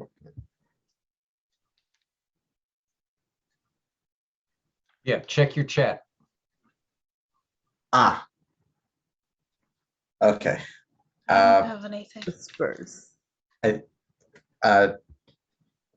Volodimir's feet have been just kind of idly kicking and they just stop. Okay. And from inside, his voice kind of echoing a little oddly. Can someone get me out of here? Help. Someone help. I'm stuck. Several of the other knockers are clambering up towards where you can see Vladimir's feet. However, they've all stopped as well, and they're all looking at the stairwell, just as those of you who roll 2s can hear the sound of engines from the stairwell. J-Man straightens up, and at that point, a motorcycle comes down the stairwell with 2 people on it, wearing black leathers with black helmets. Oh. Is that good? Is that bad? And as it hits the floor and coasts in, a second motorcycle comes down the stairwell. You're not sure how this one fit because it's got a sidecar. Oh, Okay. oh boy. Well, Lily's gonna be That's backing normal? up a bit. Nope. Yeah, No. J-Man is kind of waving his hands and trying to stop them as they're just kind of coasting into the middle of the room. Closer to you guys, near the food tables, at which point they stop. The one motorcycle has 2 people on it. The second motorcycle has somebody driving it and somebody in the sidecar. Everybody also give me a perception plus kenning. Perception plus kenning. 8s, 9s, and 10s again, please. Does my specialty count? Remind me of your specialty. Hidden magic. 3 No. successes. No, it doesn't. Okay.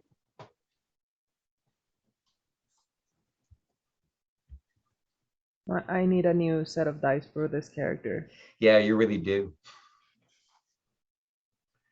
Okay, so Lily gets the feeling first, and then Hunter and Alette moments afterwards. Same with Vladimir. The metal man that you're working on is, of course, all brass and copper. These motorcycles have parts that are cold iron. They're motorcycles. They're Oh, human no. motorcycles. Oh no. Volodymyr no. just There's starts. and in the dreaming, they are still motorcycles. Uh-huh. Mm, Oh boy. Oh boy. Volodymyr's feet disappear into the Iron Man. Well, it's not an Iron Man. Call it a brass man. Into the brass man. Yes. Are probably safer in there. just out of curiosity, are there storyteller, how close to functional is this brass man? It's got some work it needs done before it's functional. However, one leg is working. Do any of the arms work? No. Fuck. Shit.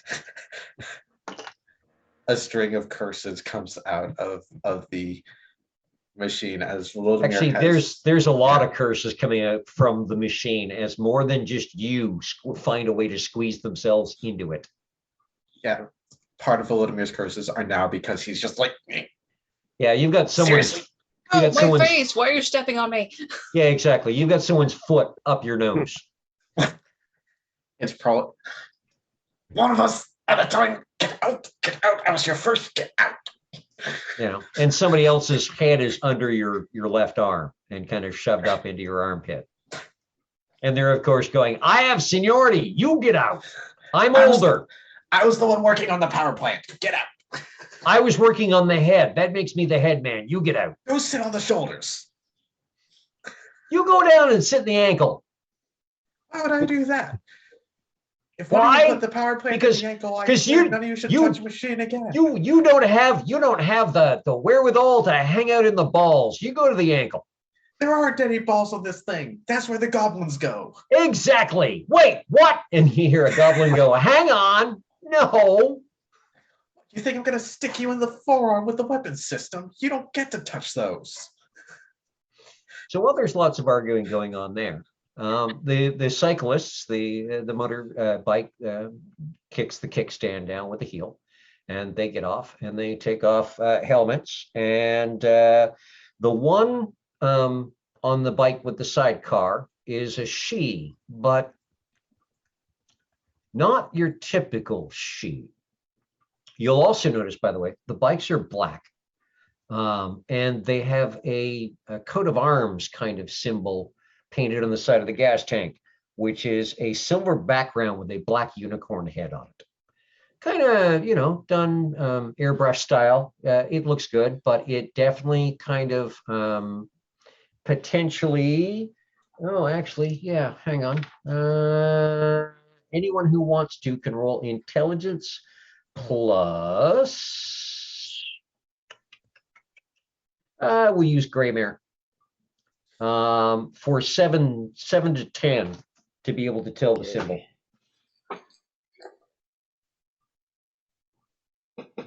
Could I use 2 successes. remembrance? Yes, remembrance will give you an extra die. Thank God. Graymare. What was the? I'm sorry. Say the roll again, please. Sevens and up. No. Graymare plus what? Oh, Intelligence. intelligence. I'm gonna use the remembrance Sevens too. Okay.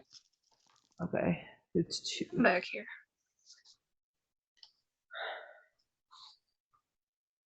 I think my dice hate me because it's like 1 from each set. They are not just one set. Okay, the 3 of you who got 2, you do know that this is a house that you don't see a lot of symbology for. You don't see this house symbol often, and there's a lot of rumor about it, that it's, a lot of people don't like this house. Lily, you know it's House Scathic. And actually, Lily and Hunter would both know that it's House Scathic. And you would both know that this was a house of which all the members remained behind in the world when the Sundering happened and the she screwed off to the Dreaming and to Arcadia. Right. So any she associated with Scathic tend to be looked at with a side eye.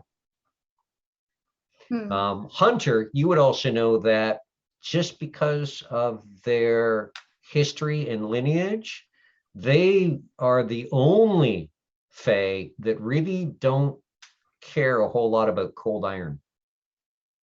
They don't react the way other changelings do. Specifically from the house or specifically the she? Specifically from the house. Would that affect me? You're not House Scathic, are you? I am. Oh, you are? I Yeah, am. yeah. Then basically, yeah, you have what amounts to kind of a tolerance of cold iron. My apologies. I had forgotten that off your character sheet. So yeah, you would know exactly what that house symbol is. It's okay. So you've got a she, what is called in the common parlance of the changelings, an autumn she, getting off the bike and stepping out of the sidecar. If you've watched any 80s movies and know the actress Bridget Nielsen, 6'3", blonde, muscular, unfolds from the sidecar, stands up, pulls the helmet off. Long, wavy blonde hair comes out of it. She's big.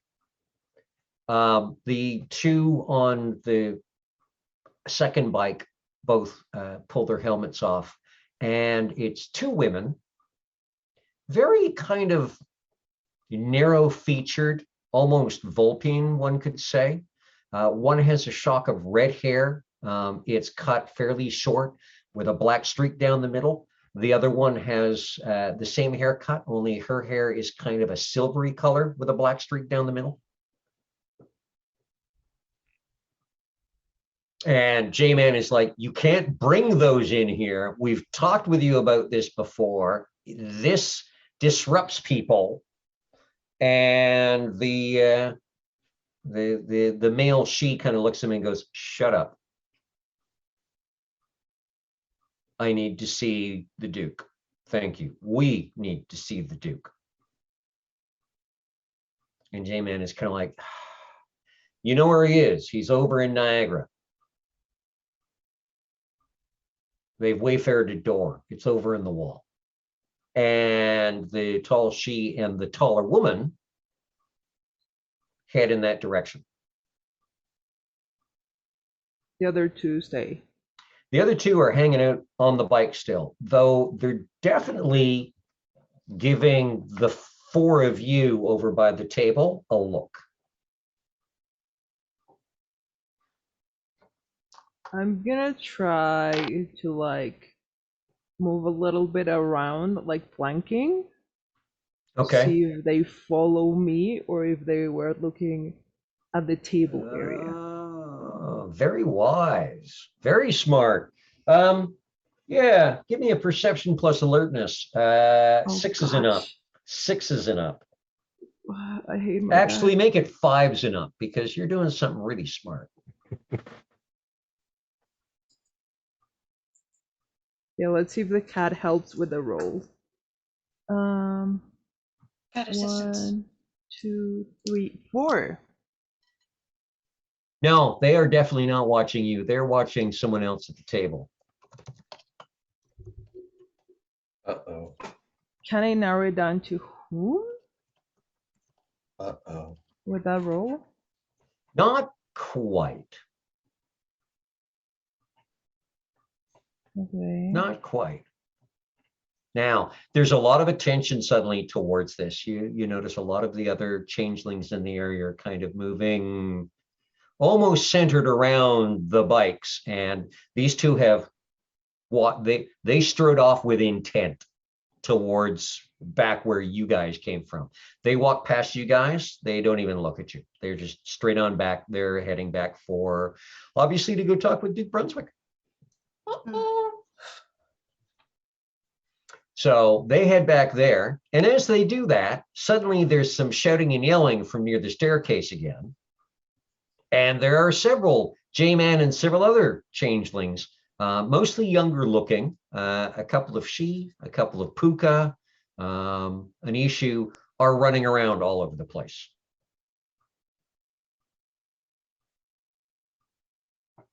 Okay. And you can hear someone shout, what the hell is that? And someone else shout, I don't know, grab it. Are we still basically next to the food table? Yes. You're kind of like in the perfect spot to just snack and watch. Okay. No, because what I'm thinking is like, okay, a lot of junk food. So is there like a paper bag? Yeah, you could find a paper bag there. Okay, because I'm just gonna make like a little bag of food and put it in my blue bag just in case. Everyone's distracted. I'm going to take snacks. Yeah. Take over. Hey, I might have to stock up. I don't know what's coming next. These might be handy. In the background, a goblin gets ejected bodily out of the chest cavity.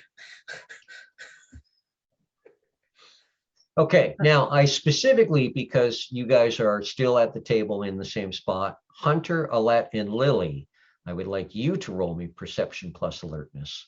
And you're looking at 6s and up.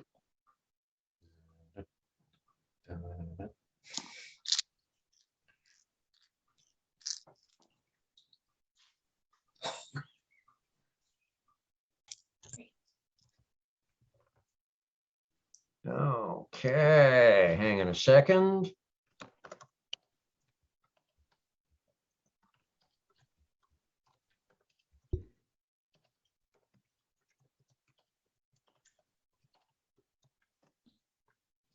Okay, so let's see something a little more specifically. Hunter and Lily, you both see a flash of white dive under the table.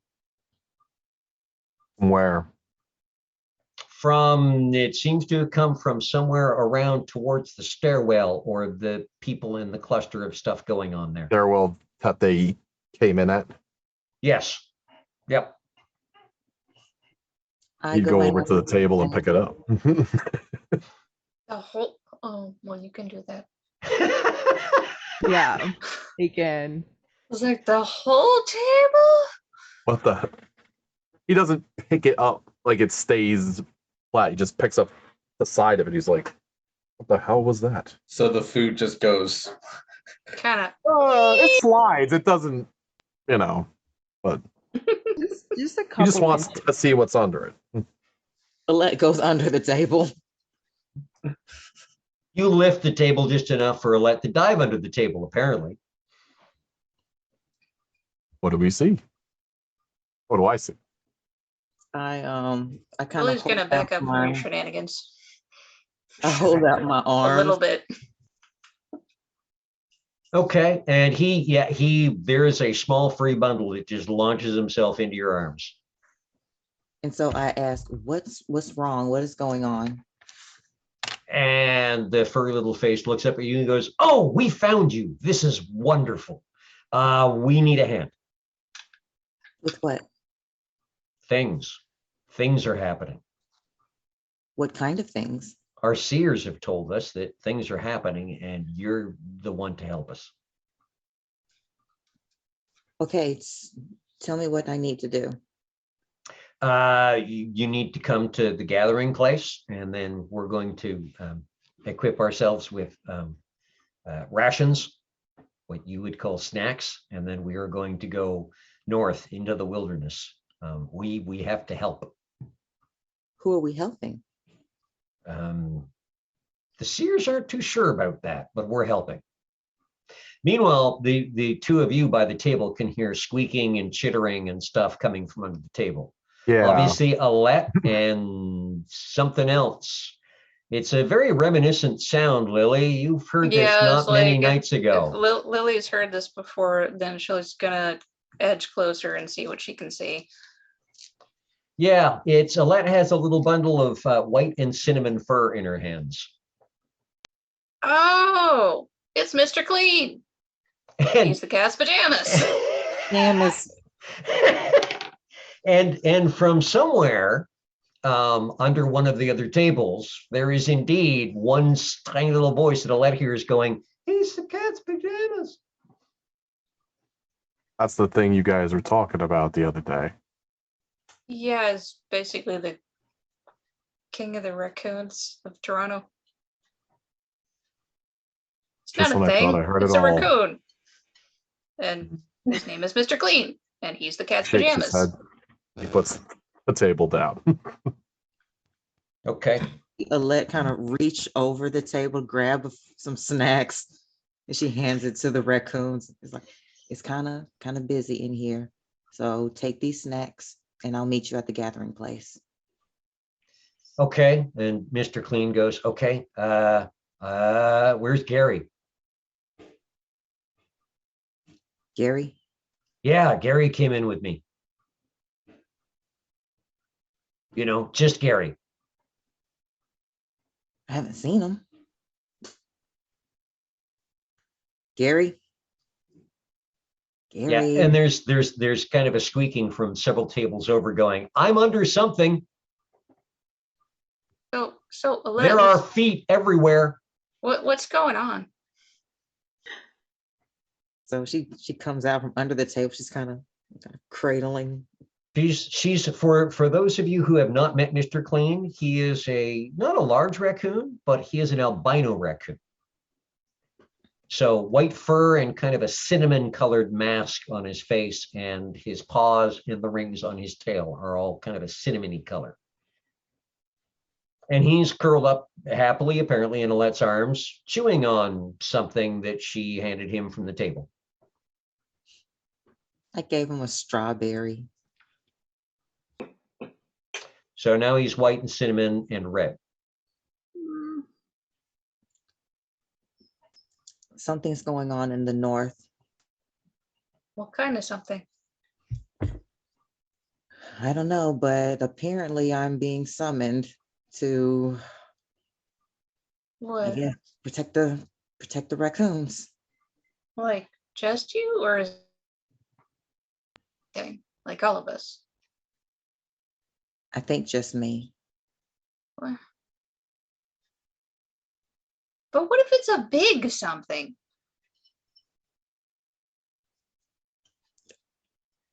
I don't know.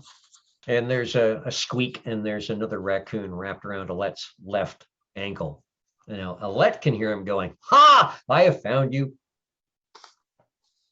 I am safe. Oh, there is another. Oh, no, I'm not there. Forget it. Oh, no, you're No, close you're there. enough. You walked away to one side, but I mean, it's easy enough for you. You can see what's going on. Big open space. A lot of changelings are watching the show in the middle. Not all of them.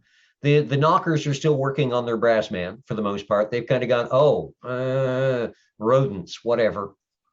The bike. This is important. The bike girls are still looking. The at bike them. girls aren't on the bike anymore. They are very, very close to Alette, watching her and the raccoons very closely. Uh-oh. And Hunter would make his way right in between, just keeping an eye on them.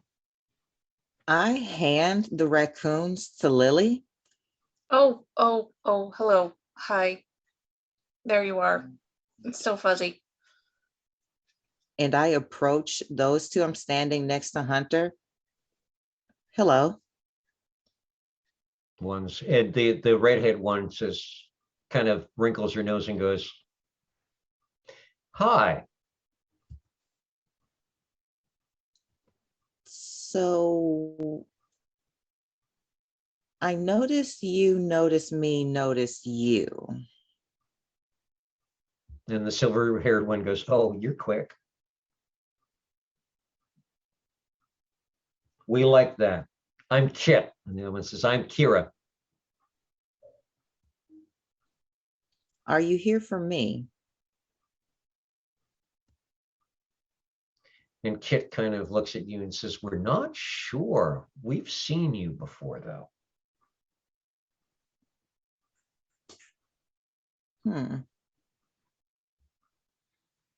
Doing what? You were doing something in this very boring place. You were kicking another cat's ass. Ah, that. You saw that. Yeah, apparently the place would be a whole lot less boring if you kicked this cat's ass. And Kira goes, yeah, we have dreams every now and then. And sometimes, you know, we get to see the people that we have the dreams about. So what exactly is it that you want? And Kit goes, well, we don't want anything, but, you know, sometimes it's a good idea to tell people about the dreams we have, because then they can do something about them. Okay, so tell me about this dream. Well, you're in this really boring place, you know, and Here it goes, ticky-tack houses in little rows, Mm-hmm. you know, little wind-up families, mom and dad, boy and girl. Mm-hmm. And the silver-haired one goes, and you go in, it's a place you've been before. And there's a cat sitting all proud, you know, licking his paw right at the top of the tower in the middle. And you go and you kick his butt. I see. I Yeah, see. you kick him out of the boring place. And then the redhead goes, and then the boring place isn't so boring anymore. Gotcha. Oh boy. But can any of the rest of us hear this conversation? Oh yeah, yep. Okay. I look over at Lily with a face like, I mean, I thought we'd do that together. If we were gonna do that. And they both the heads turn towards you in one motion. And the silver-haired one goes, no, you weren't there. Dang it. And the redhead goes, but you know where we're talking about. I do. Yeah. That's interesting. Did you have the dream as well? No, you said it was a place that she's been before, and well, I was there with her before, with some others. But they're on different adventures now.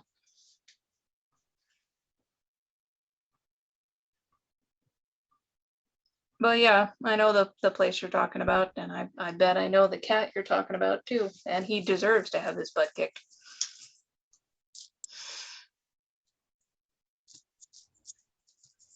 So what does this mean, that she has to go alone? Oh no, like I said, I thought I would go too. Yep. And the silver-haired one goes, we just have the dreams. And what if she Also, doesn't now want I'm to like go? holding this, like, am I holding one raccoon or two? You're holding two. Two. Did they both have snacks? Yes. Okay. And what if she doesn't want to go? And the silver-haired one goes, we just have the dreams.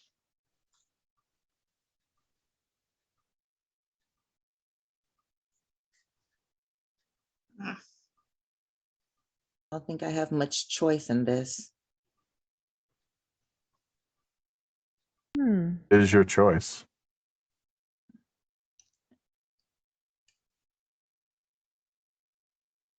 I have to go, and I can't take you guys with me. And the redhead kind of looks at Lily with the handful of raccoons and says, I don't know. She handed them to me.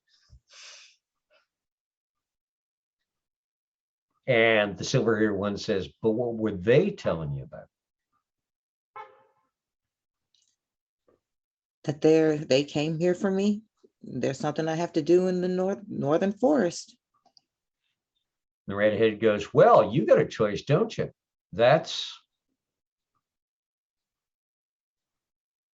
And Kira leans in and goes, oh, you know, Kit. And Kit goes, oh yeah, no, they'd give a shit for doing that. Kira said, they didn't last time. And the silver-haired one goes, yeah, but you know, if you don't have enough hands to do two jobs, you could just have more hands. So I take it that you're going to accompany me on my quest to the northern forest. And they kind of look at each other and they giggle. And Kit looks at you and says, oh, no. But if you ask politely, there's a really simple solution. Please. And she looks at Kira and says, she said, please. And so Magic both word. of them kind of take you by a wrist each and walk you away from the table, not very far, 5-6 feet into a clear space. And they both take out from their pocket of their leathers a mirror, round makeup type mirror. Uh-oh. What are you guys doing with my friend? And Kira goes, "Oh, just watch. This is one of our favorite tricks." Uh-oh. And they both But- snap the mirrors. Oh no. And then they start Oh, no. dancing around Alette. Oh no. Oh no. Uh, Oh no. Oh no. Ah, Oh no. Oh no. Hang on a second. That's going to be. I'm gonna start pitching raccoons at somebody. They're about to hear a Let's see how well hopefully this a very does. loud series of yelling from the bronze man. Oh, very nice. Oh Yeah, no. that'll do. No. Badcliffe. That'll Bad do. storyteller. So as you're watching, the two of them dance around Alette, and they both throw half the broken mirror in the left hand down on the ground, and there's kind of that crunching glass noise as the mirrors break. And then they continue dancing around, and Alette's getting kind of hazy. Oh no. There seems to be kind of an almost fog around her for a moment. Oh no. And then they throw down the right hand part of the mirror, and I wouldn't call it a flash. It isn't quite a suddenly something happens, but there are now two Alettes standing there. Oh no. And Kit and Kira kind of spin and high five each other. And they stop and look at the two Alettes, and one of them goes, "And there we go." And the second Alette looks at you, Alette, and goes, "Well, fuck me." Sideways.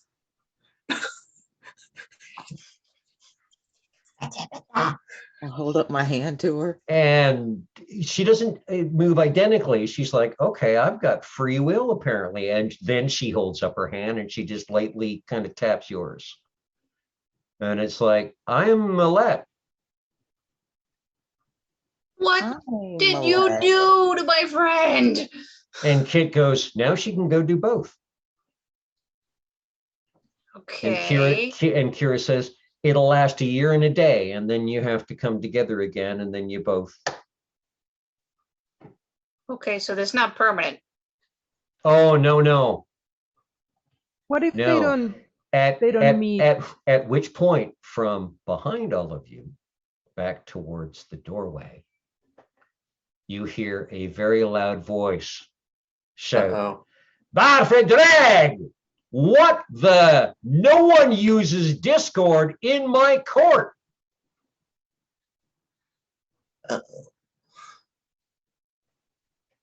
Uh-oh. And Volodymyr, there's a bit of a squeal, and you now have the PA system working on the brass man. So right on the tail of this mechanical, you all hear There's a a bunch of Yiddish mechanically swearing. augmented voice. "What the fucking hell are you doing to my friend? Do not make me come over there."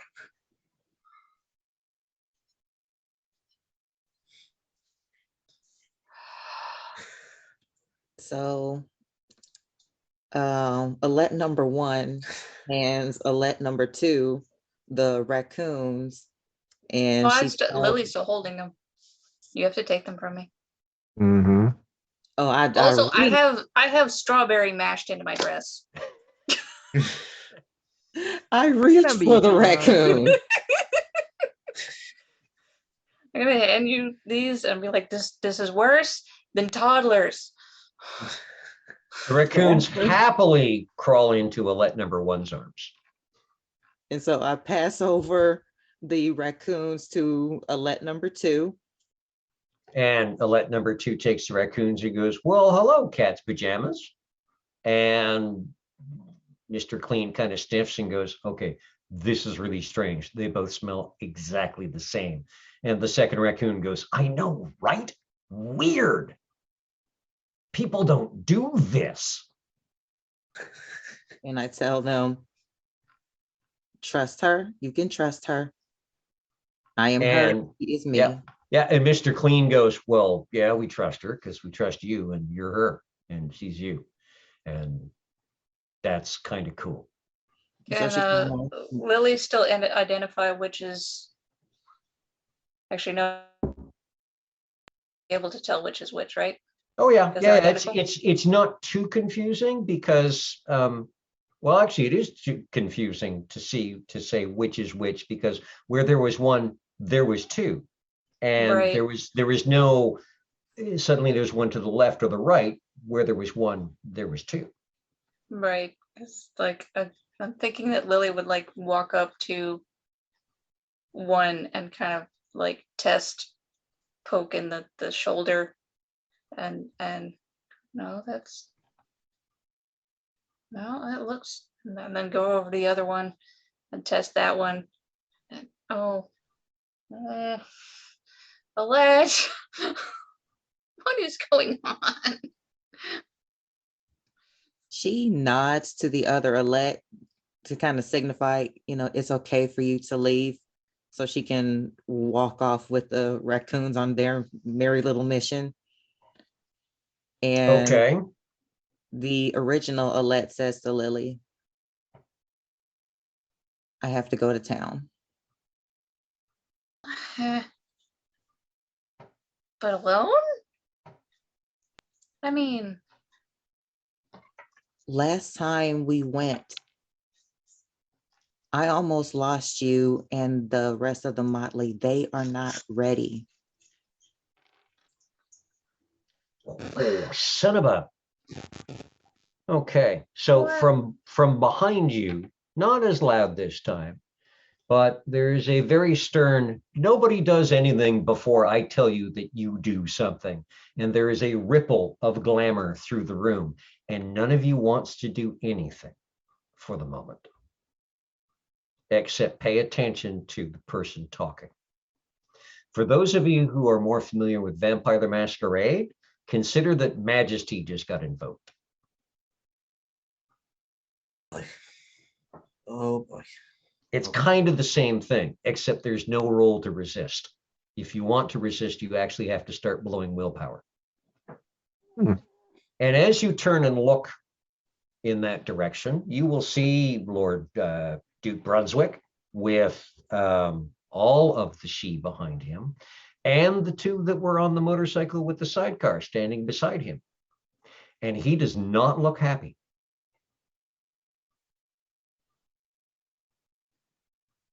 Uh-oh. So he walks slowly forward and he kind of looks at one Alette. And then he looks at the other Alette who's holding the raccoons.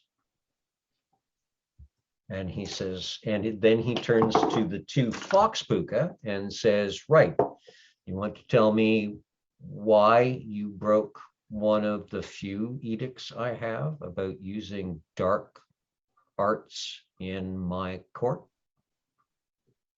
At which point the she who's wearing the leathers kind of walks forward and says, they're mine and I'll take responsibility for them.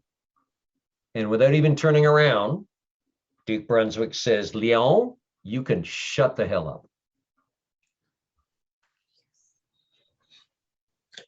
At which point the tall, very tall woman kind of steps forward and says, and on behalf of the Fianna, you can shut the hell up.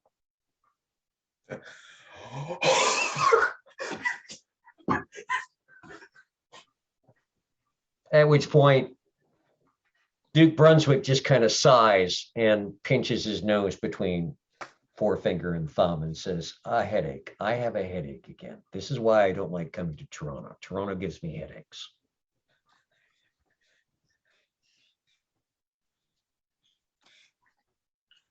And then he kind of turns around, looks at the tall woman and says, really? And the tall woman nods at the Alette who's holding the raccoons and says, apparently that one's going with us.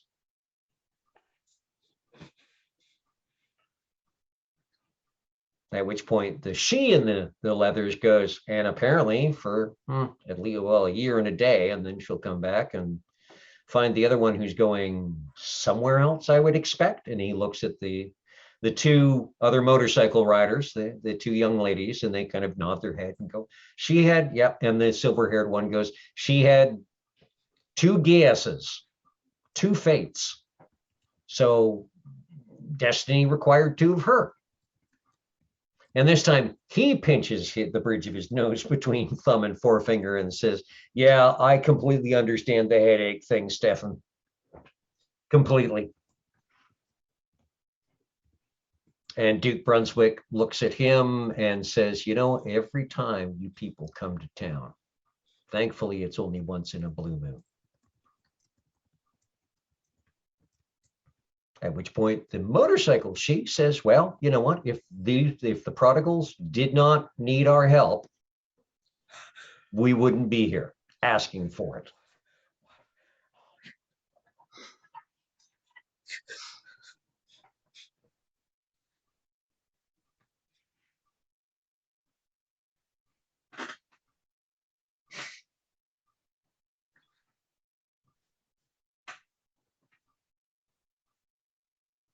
I'm gonna So, assume that we're there- still like too spelled up to be able to talk or do anything. Oh no, you can talk and do things. You just can't.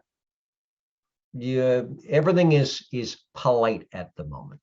Ah, There was a muted, still audible, but muted stream of very colorful curses coming out of Oh, yeah. the. Yep. Volodymyr has turned down the volume of the address system from the bellow it was at, but everyone can still hear just curses.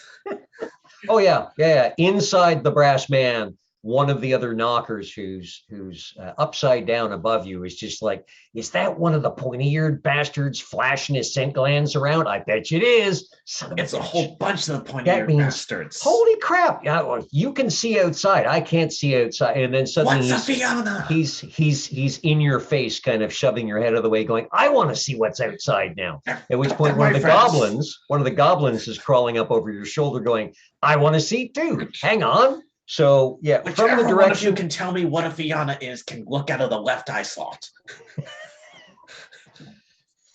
And one of them goes, I don't know, sounds like one of those Russian fuckers. Or wait, no, Irish, that's it. Fiona, it's an Irish thing. Did you just? No, Oh. you're the Russian fucker. It's an Irish fucker. Volodymyr gets That's it. completely distracted from trying to look out. It now turns into a minor brawl inside. Yeah, as he's yeah. just So the brass punching man the- has gone from muttering to kind of rocking in place as the knockers beat on each other for a few just moments thinking inside of it. like if you let loose some bowling balls inside of a big metal can, that's probably what it sounds like. A little bit. Bowling There's a couple- bowling balls with knuckly fists. There's a couple hyperkinetic bouncing balls inside there. Yes. Yep. So the Duke looks at you and goes, okay, so you with the raccoons, why are there raccoons here?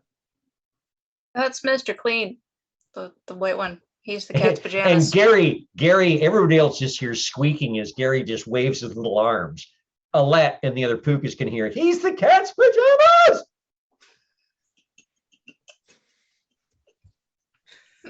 And Gary looks up at Alette from below, at Alette number 2, and goes, I have to do the whole crowd thing. I mean, there's only one of me, and I have to sound like all of them. And at which point Mr. Clean kind of like looks up at the Alette and goes, that thing that they do with their hand and their face, does that mean they have a headache? Yeah, it means they're upset. I'm going to do that from now on. That's kind of keen. And everyone sees the raccoon kind of just plant his hand in front of his face.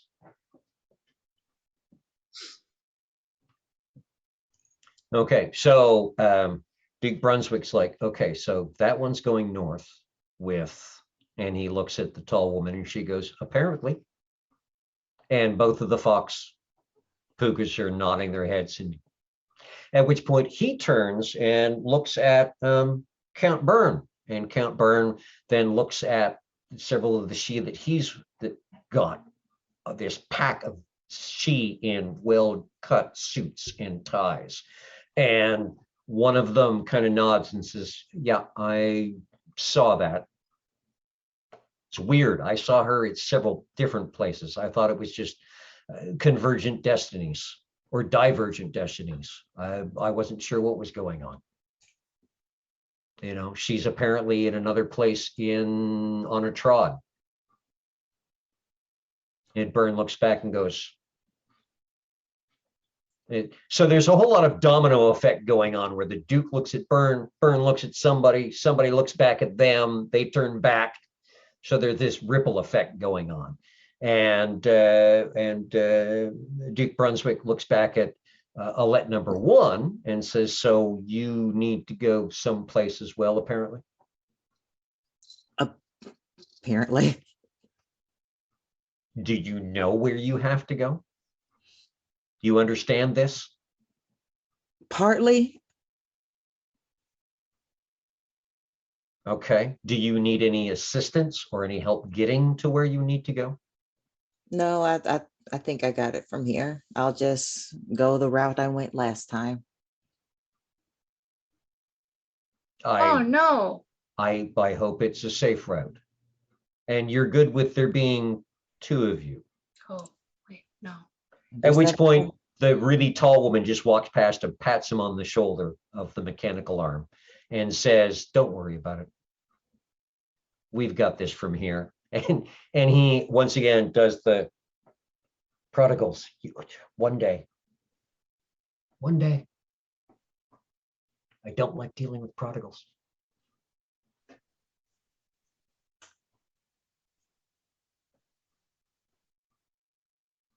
Well, if you're going to go,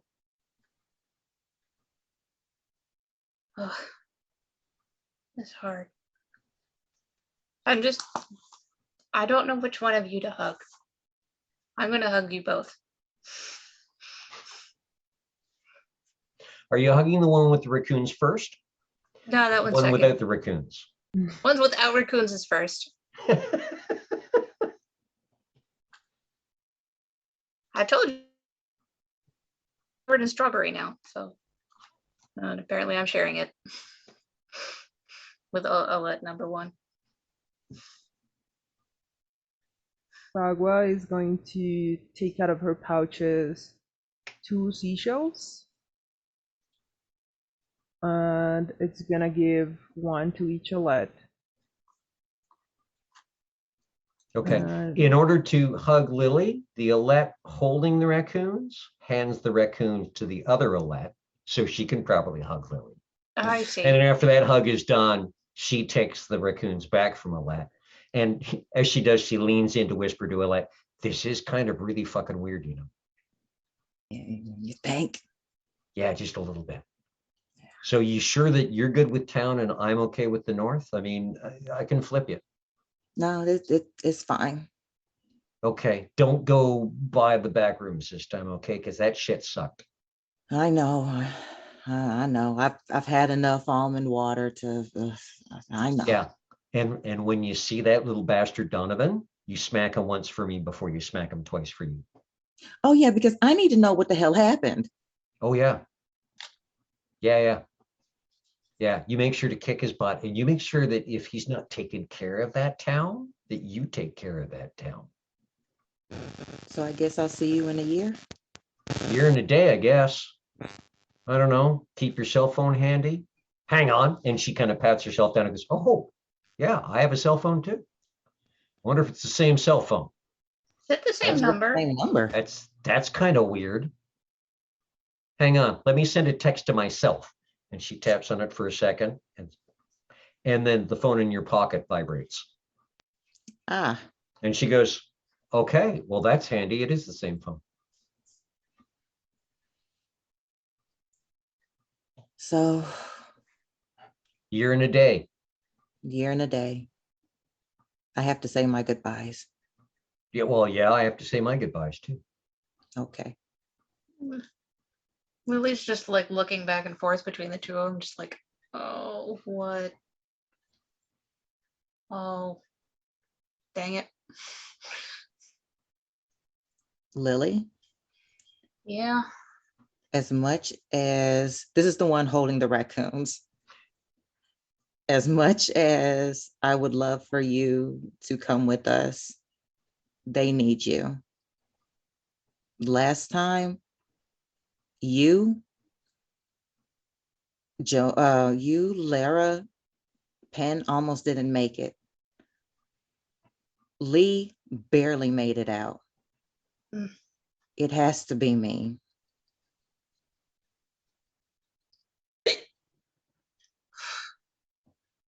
We're the bluebirds and you're the mother bird. You have to make sure that you nurture them and they grow.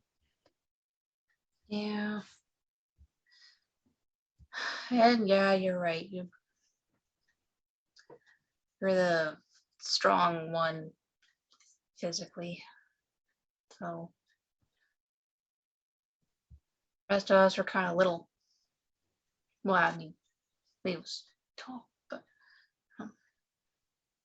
yeah. It's not so bad. Mm.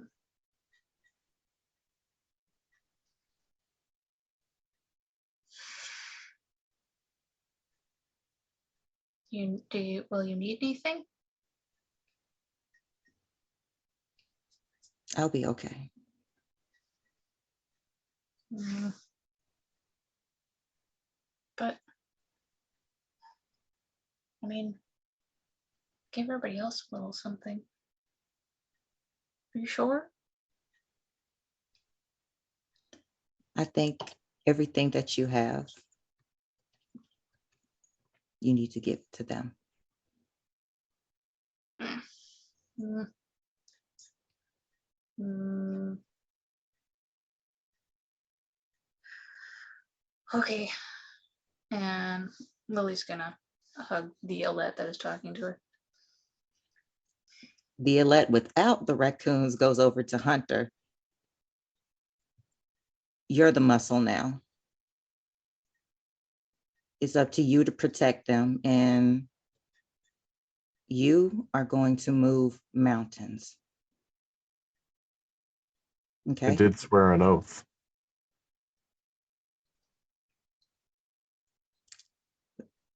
The Alette with the raccoons goes to Fagua. You are the voice of reason. Continue to lead with logic. Bagwa's gonna give her a little seashell. If you don't give this back to me in a year and 1 day, a beach somewhere will never be able to rest. And they go over to the metal man and both at the same time, hey! What do you want? Yeah. And As for Volomir's you- head sticks out of the chest. There's a little clang as a thing opens up and he sticks his head out of the chest. Whoever is standing on the small of my back, get off of me. Now, as for you, you don't realize it yet, but you are the heart of this motley, and your chaos is the glue that's going to hold them together. Vladimir. Volodymyr opens his mouth like he's going to say something impolite until you say his name correctly, and then he just shuts his mouth and nods very solemnly. And she nods and she walks away. Okay, so the one with the raccoons actually goes and gets in the sidecar as the tall woman gets on the back of the bike behind the sheet. The two fox pukas get on their bike. Helmets go back on. Engines are kicked up.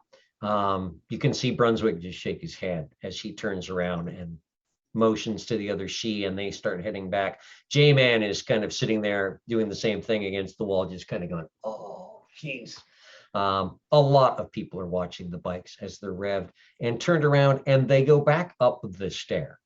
the single bike first and the one with the sidecar second. And you can see that in order to fit up the stair, and the Alette in the sidecar will enjoy this, they have to kind of lean it up on a 45-degree angle so that the sidecar wheel is actually going up the wall. Gosh. Yeah, this leaves the other Alette, the one who's bound for town.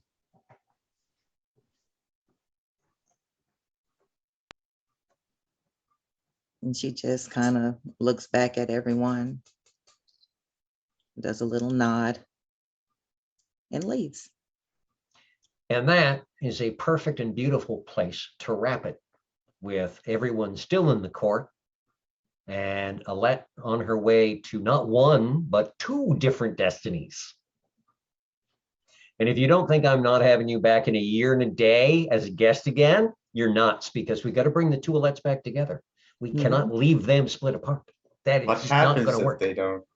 Oh, Yeah. it's bad things, bad good. things. And as a Nothing matter, good. matter of fact, thank I you. was There's a gonna plot ask idea that. for a year and a day from now. You're welcome. Oh, gee. One Alette makes it back and the other one doesn't. I'm the However, chaos guy. if Mike is watching, Canadian Captain America, Watch out. Osgood's about to get his butt kicked, but we've been expecting that to happen. Alette will have most of the good lines. I'll give you a couple yourself, but Alette will have most of the good lines. So thank you very much for joining us, viewers. Thank you for any subscriptions. Thank you for spending your time with us and coming along in the story and the comments and the chat, because those are always fun and entertaining. We're going to wrap it here for tonight. We will be back next week with more entertainment, more fun. The landscape keeps changing, but the plot is still just as insane as it always has been. So we're going to wrap it up with everybody, allow them to say their thanks and wave good night. And if you all want to tell them where they can find you and where you are on the internet, that'd be fantastic. And we'll go in the same order as we introduced you. Let's start with the creative tinker himself, Volodymyr. Hey everyone, I'm Zev. I've been Volodymyr tonight. You can find me on Twitter at Rookery Gaming 30K, your local horse heresy nerd, and on YouTube at Rookery Gaming, here every week playing Changeling. See you guys next week, and I wish you all a good morning. Thank you very much. And now the discerning and very sharp-witted Fagwa. Yeah, I don't know how that's gonna go. Hi everyone, I'm Najra. You can find me on most social media as Najra Creations. I'm a professional cosmaker and a cosplayer. So if you want anything made, let me know. And you can find me here on the Changeling game, and you can find me on Sundays on a D&D game called Fandolin by Night. And it's gonna be fun. This week's gonna be very fun. Wonderful. Thank you very much. And next up, we have the descriptive and entertaining Lily. Oh, okay. Yes. I'm Crystal. I played your friendly neighborhood Cord, Lily Winters. I'm not really on social media, but I am here in this game playing with new people and Alette, who is going to go play other cool games with other people, and I will be sad that I am not one of them at the time. But it has been good to play with you, Alette. It has. So yes. Thank you very much. Next up, we have the staunch and stoic Hunter. I've been called worse. My name is Michael Walsh. You can find me on the socials at Venture1399 for Twitter and Instagram. I played Hunter, your stoic troll, and for this amazing Puka player, I'm sorry I didn't get more time to play with you. Hopefully you'll be back soon enough for a couple of guest spots. It has truly been a pleasure. Thank you very much. And to wrap it up, we have the wonderfully entertaining and always fantastic Alette. Hi, everybody. Kitty Kimchi here, and it's my final night well, not final night of being Alette. And being part of this game just means so much to me. You guys have been amazing.